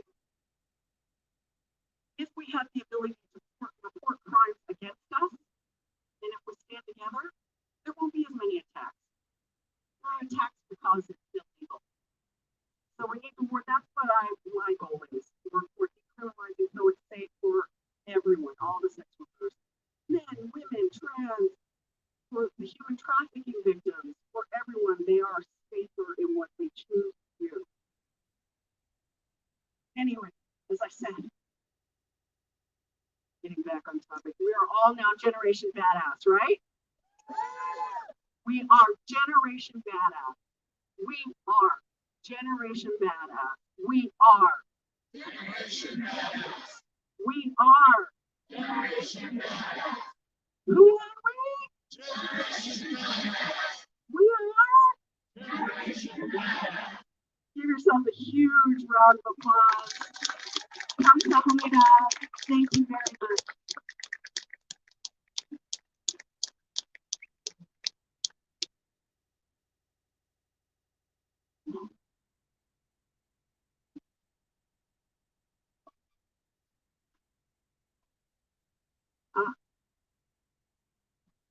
Can you hear me okay? Can you hear me okay? Okay, so okay. So my name is Ashley Lewis. I am a Korean transracial adoptee who lives in Boulder. I am a mom of 2 teenagers and I run a nonprofit this book. And so today what I want to do is talk to you all about safety. I believe our safety is our basic human civil rights for all of us. And what we know is that racism abuses and kills. Misogyny abuses and kills. More than fear that I feel of getting hurt, I am already hurt. I feel terrorized by what this man has done. That 70% of hate against Asians were women. I feel terrorized that racism has been attacking our elders, abusing them, killing them in the broad daylight. Hate crime directly harms its victims and will terrorize the rest of us. Through my work, what I know is that when a community is stigmatized, the likelihood of them experiencing abuse or getting killed goes straight up. And that these predators attack the most vulnerable members in these communities, like women and elders. People are telling me to be careful and be careful with my 16-year-old daughter. And I thought, I do a lot of safety planning with domestic violence survivors, and I thought about how can I create a safety planning for my daughter and I to stay safe? I thought deeply about it, and I realized it is not possible. This is not something that I can do on my own to keep myself safe, keep myself safe.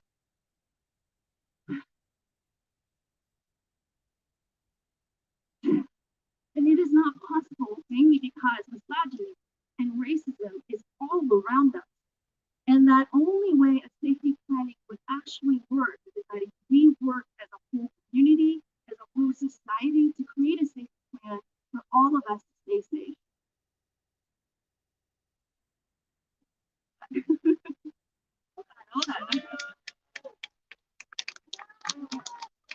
And to my fellow agents, the only way we as racial minorities can stay safe in this country, as we talked about, we only make up 5% of the US population and 3.5% of Coloradans. That small number works against us for us to create change for ourselves and also to keep us safe. We desperately need our allies, and we need to create allies. We need to unite with other groups fighting for their civil rights. We need to unite our movement with our Black, Brown, Indigenous, queer, and disabled communities. Cross-cultural support and advocating for other communities' safety is how we are going to stay safe. We need to actively heal the wounds between our communities and build a relationship that would be a nightmare to white supremacy. Let me say that one more time. We need to actively heal the wounds between our communities and build a relationship that would be a complete nightmare to white supremacy. To our allies that are here today, to our allies that are here today, thank you. Your presence does make me feel safer because I have not felt safe in a while. Love you.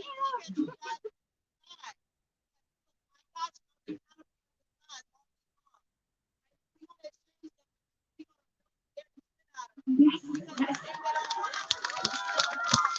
We need to do barbecues, we need to play. There's so much. That's right. That's right.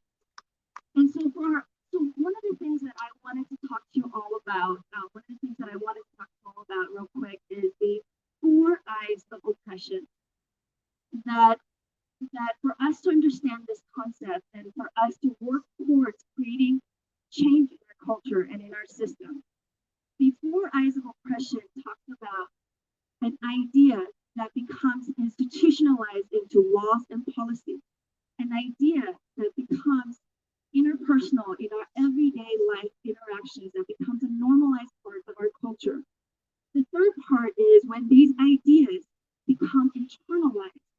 We as people of color or queer communities, whichever community, when we experience hate and devaluing, many of us will internalize that and what it takes for us to overcome the internal struggle to love ourselves and to accept ourselves. And so when we talk about these ideas, and so people talk about these stereotypes, that it's harmless, whether it's a good stereotype, whether it's a bad stereotype, but people don't think it's that big a deal.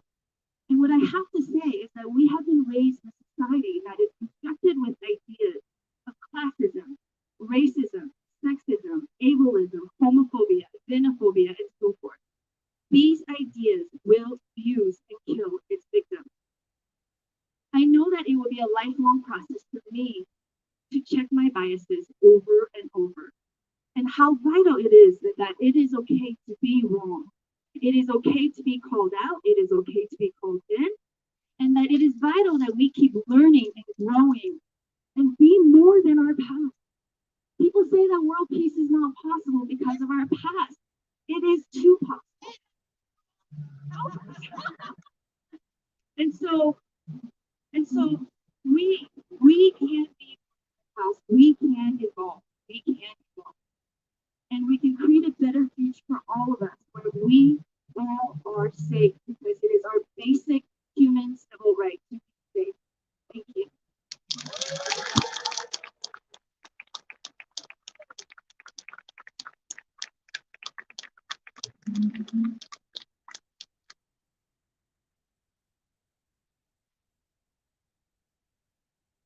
Annyeonghaseyo, aloha, happy day. These are the cultures that have influenced my life. I was born in Guam. If you guys don't know, it's a Pacific island. Not a lot of people know, but happy day to all my chamorros, if there's any out in the crowd. But I was birthed to Korean parents, very, very Korean parents. But the last few years I've spent in the beautiful islands of Hawaii. So aloha to everybody here. So I'm gonna switch it up a little bit. I'm gonna share spoken word with you guys. Is that okay?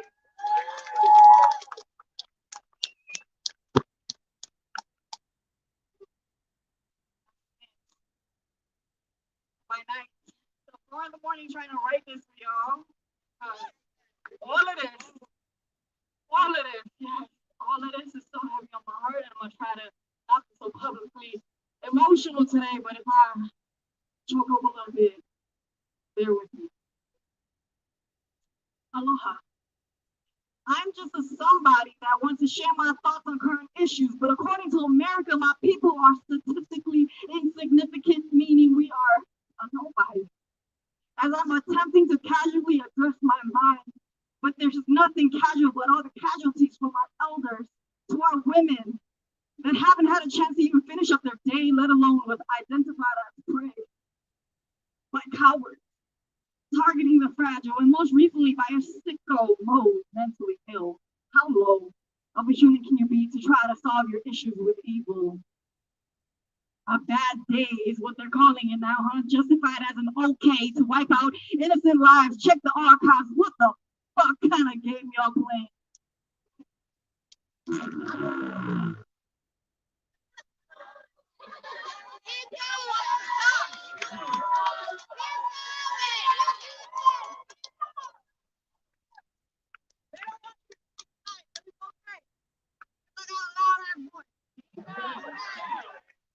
I told myself I would keep this speech clean as I aim to perpetuate the life that I have standstill. As we may be the next in line to be the ones who say, please don't shoot.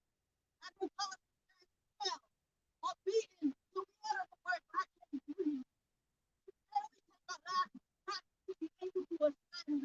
How dare you use that power to defeat the form of anti-black? As a matter of fact, we address this. Let's shoot to that. And it's disgusting. Not everybody has their own experience. But due to ignorance and what the country doesn't that you people are violent, teaching us to go against people that are innocent, judging by the look, they're not significant people. Oh, that's us. Yeah, we learned that from the white man. Let's discredit who has President Bush, Obama. All right, y'all, we're back.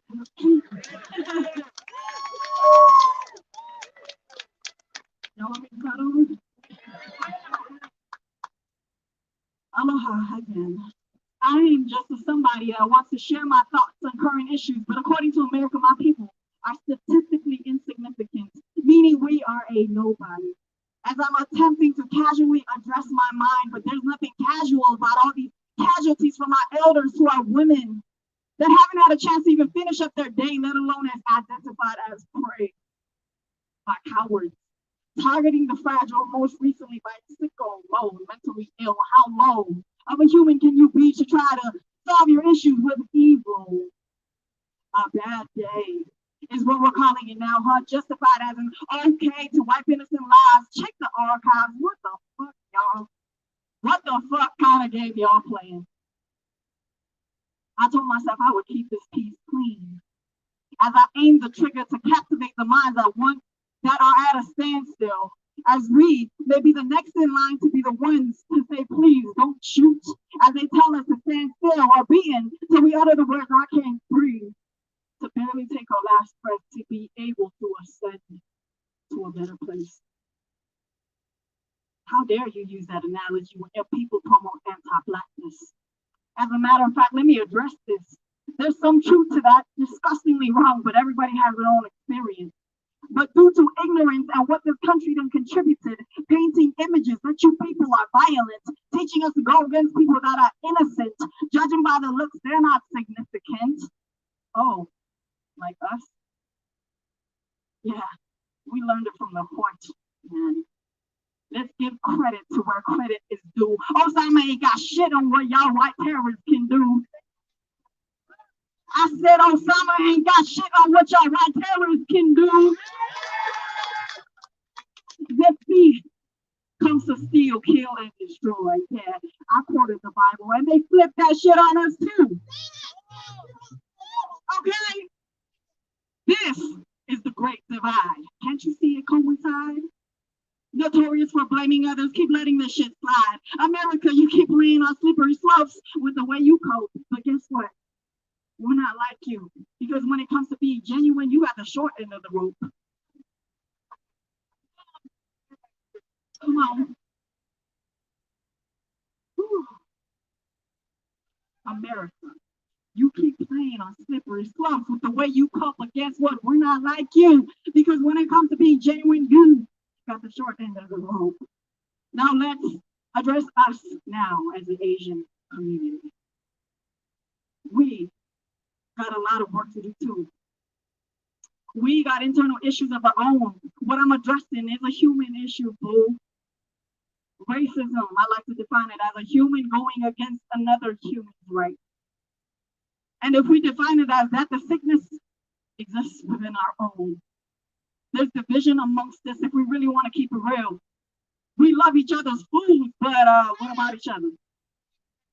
Okay? Because jealousy, greed, judgment, superiority, hate comes in every color. If it happens within a culture, think about the chances of it transferring to another. Today, I challenge you as a human to check ourselves within our cultures too. As the famous book quotes, why do you see the speck that's in your brother's eye but not notice the log that is in yours? We like to say, well, that's just part of our culture. Well, that shit don't fly no more. There's toxicity in every culture. And until that poison is drawn out, the same issues will always find its place. If we really want to come together in a time such as this, we need to embrace, truly embrace one another.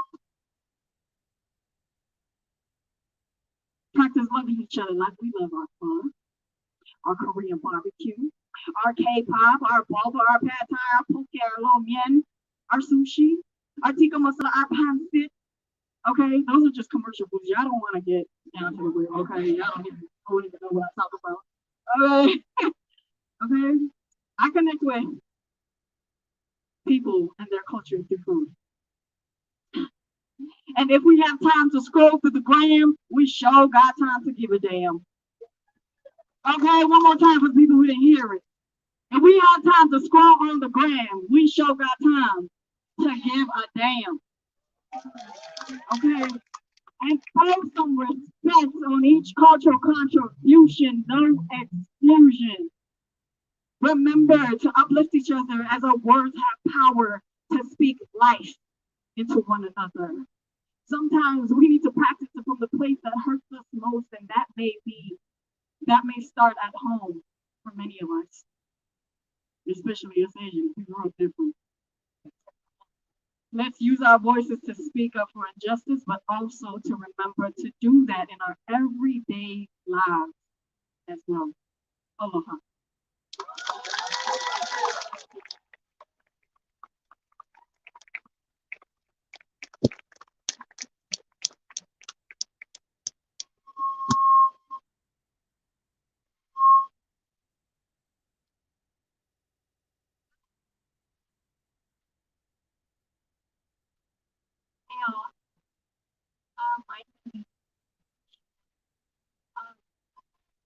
I just want to give a shout out to my boyfriend Tony.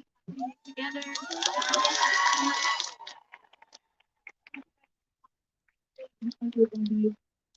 Excited to turn out. So thank you so much. I wrote this, just a short little piece. All right.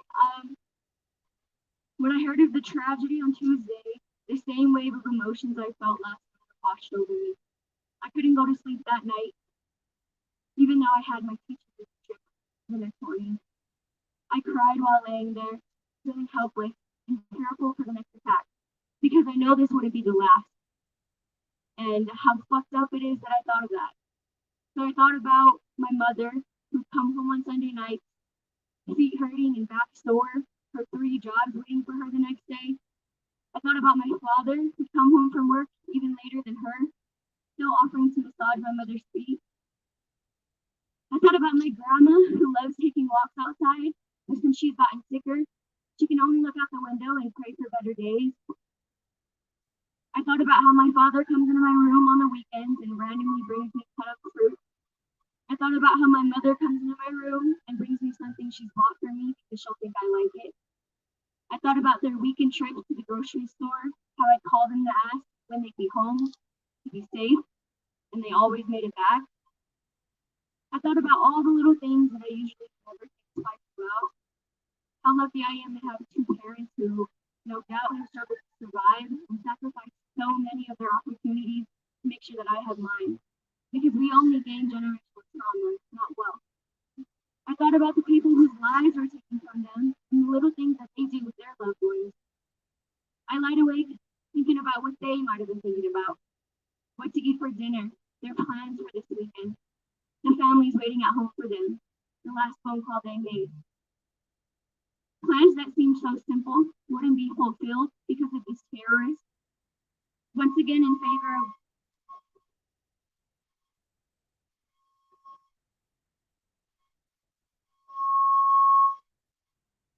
my bad. I'm gonna read this over again. I lied awake thinking about what they might have been thinking about, what to eat for dinner, their plans for this weekend, the families waiting at home for them, the last phone call they made.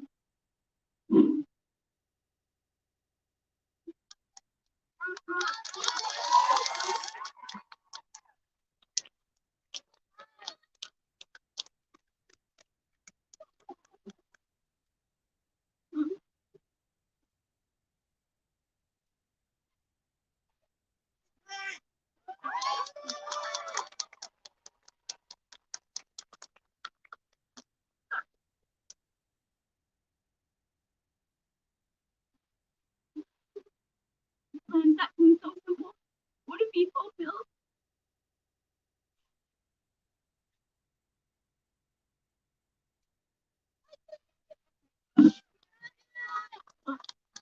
Because of this terrorist. Once again, in favor of white supremacy, while these families mourn. And I just want you all to think about this too. The little things and how important they really are. How precious life is. And how easily it can be taken away because of the color of your skin. This is the result of white supremacy and actions of colonialism, products of hate, enhanced and kept alive through fear. We have lived, felt, and watched our shit get burned to the fucking ground. Our families torn apart. Our cultures at first laughed at, then stripped, washed, hung out to dry, and sold back to us in gentrified cities and restaurants. I want us to step forward in our compassion and love and respect for one another. But that also means staying vigilant, staying armed, resisting against these oppressive systems of white supremacy in the fight for liberation of all by any means necessary. Because compassion is an attitude that does not exist in isolation of action. I want us to stand in solidarity with our Black, Brown, Indigenous families here and globally. Thank you all for coming.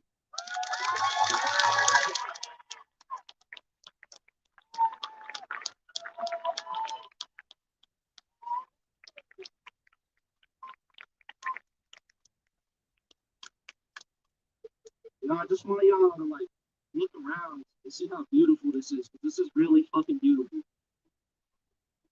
And like I really didn't expect this many people to be here. Just to ask if the news, if you're gonna post any pictures, please don't post any pictures of me smoking cigarettes because I don't want my mom to. You know what I'm saying? I don't want this to be the time to find out that I smoke cigarettes.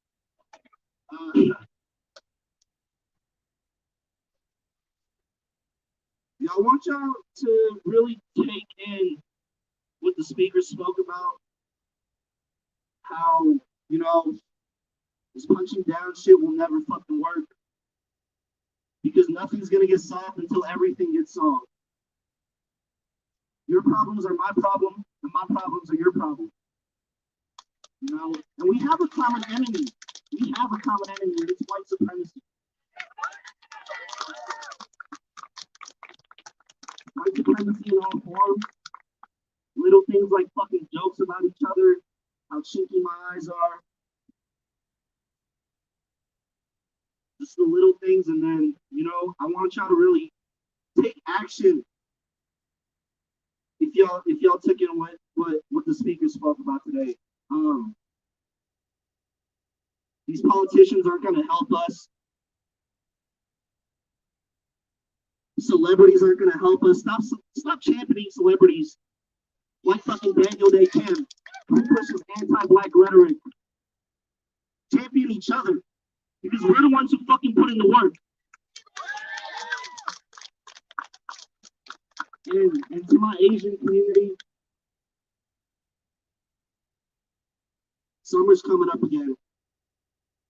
Some bad shit's gonna happen again. It's inevitable. I hope I see y'all in the summer, in the streets this summer, because we need to be out here for each other. We can't just be out here for ourselves. We can't just fight white supremacy on one front. It needs to be fought on all fronts. Yeah, I really just appreciate everyone for fucking coming out here and staying. Yo, I really love y'all. This is so beautiful, man.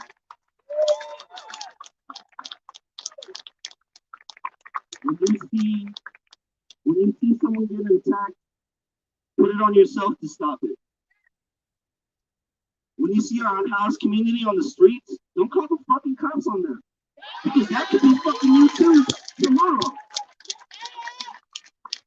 Offer them a fucking finger, offer them some money, offer them whatever they fucking need. The onus should be on us, you know what I'm saying? Because the state's not gonna solve it. I don't care if Mayor Hancock gets voted out tomorrow. The shit's gonna still go on. Joe Biden's not coming to save us. Kamala Harris is not coming to save us. No one's fucking coming to save us. So put the onus on yourself to fucking save ourselves. I really, really appreciate everyone for being here. I want everyone to get home safe. We're just gonna hold the vigil for the next however long y'all want to stay here. I think there's like candles set up in the back, right? And if y'all have anything to like place there, like flowers or anything, just place it there. And yeah, I just really want to thank y'all. I really appreciate everyone for being out here, and I hope to see y'all. Thank you.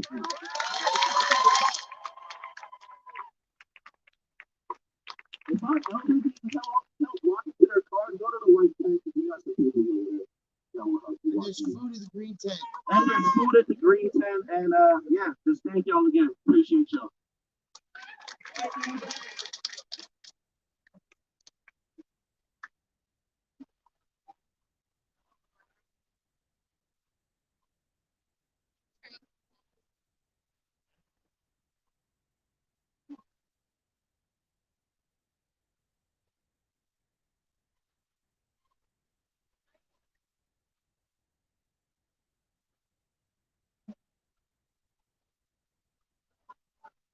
Well, folks, this is an amazing night. Very good. People, non-violent, beautiful.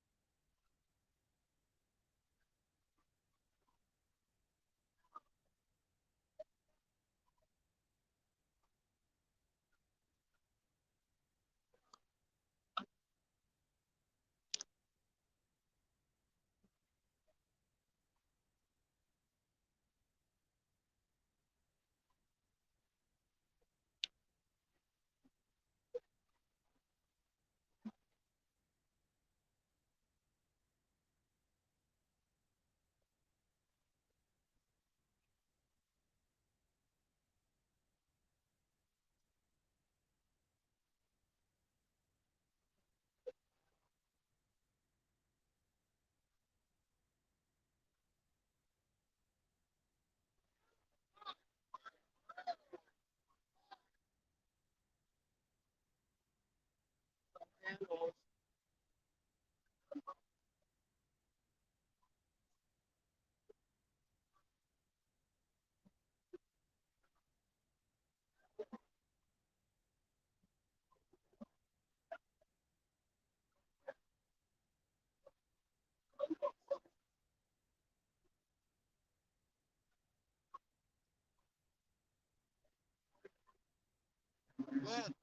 Hey,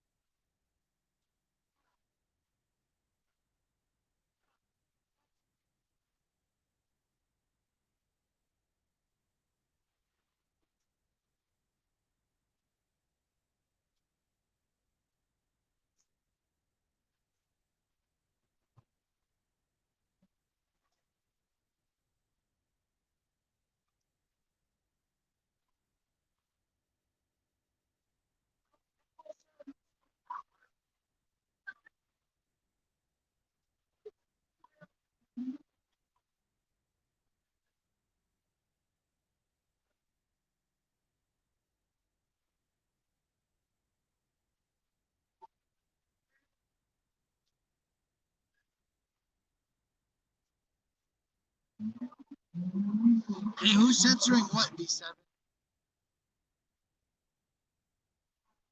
He's fighting in my feed. Maybe it's time to call it a day. I don't know what's going on in the chat, folks, but I hope you're being good. Hey, folks, I met my attorney for the first time ever today. Her name is Helen. She works for Killer New and Lane for now. She's about to go someplace where she's going to need our prayers on a regular and consistent basis. And that's all I'm going to say. I'm going to be praying for Helen.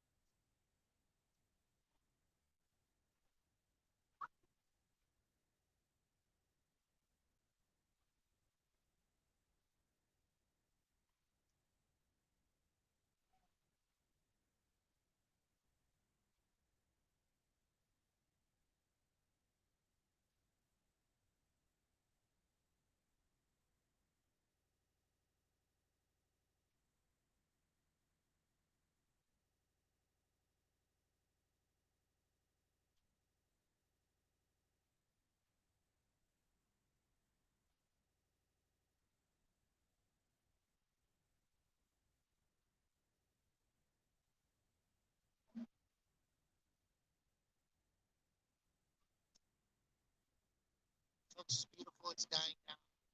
It's wonderful view of the conversations.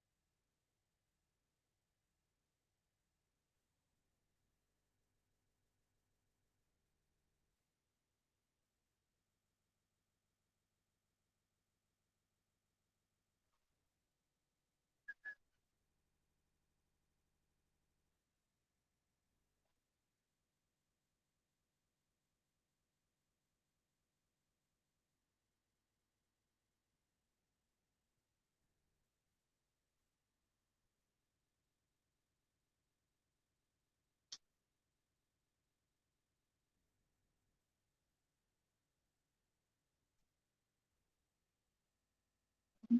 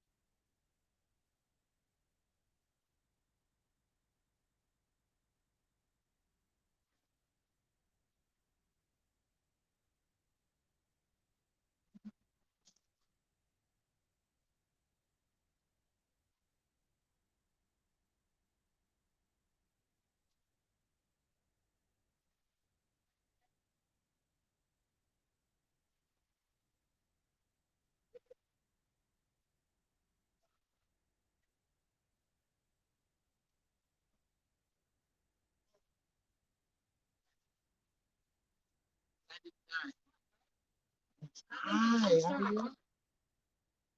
Good.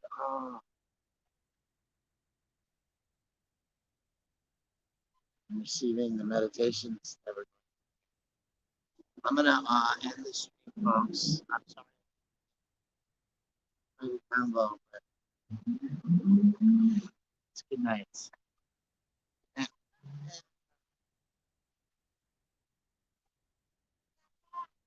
Sorry. Okay.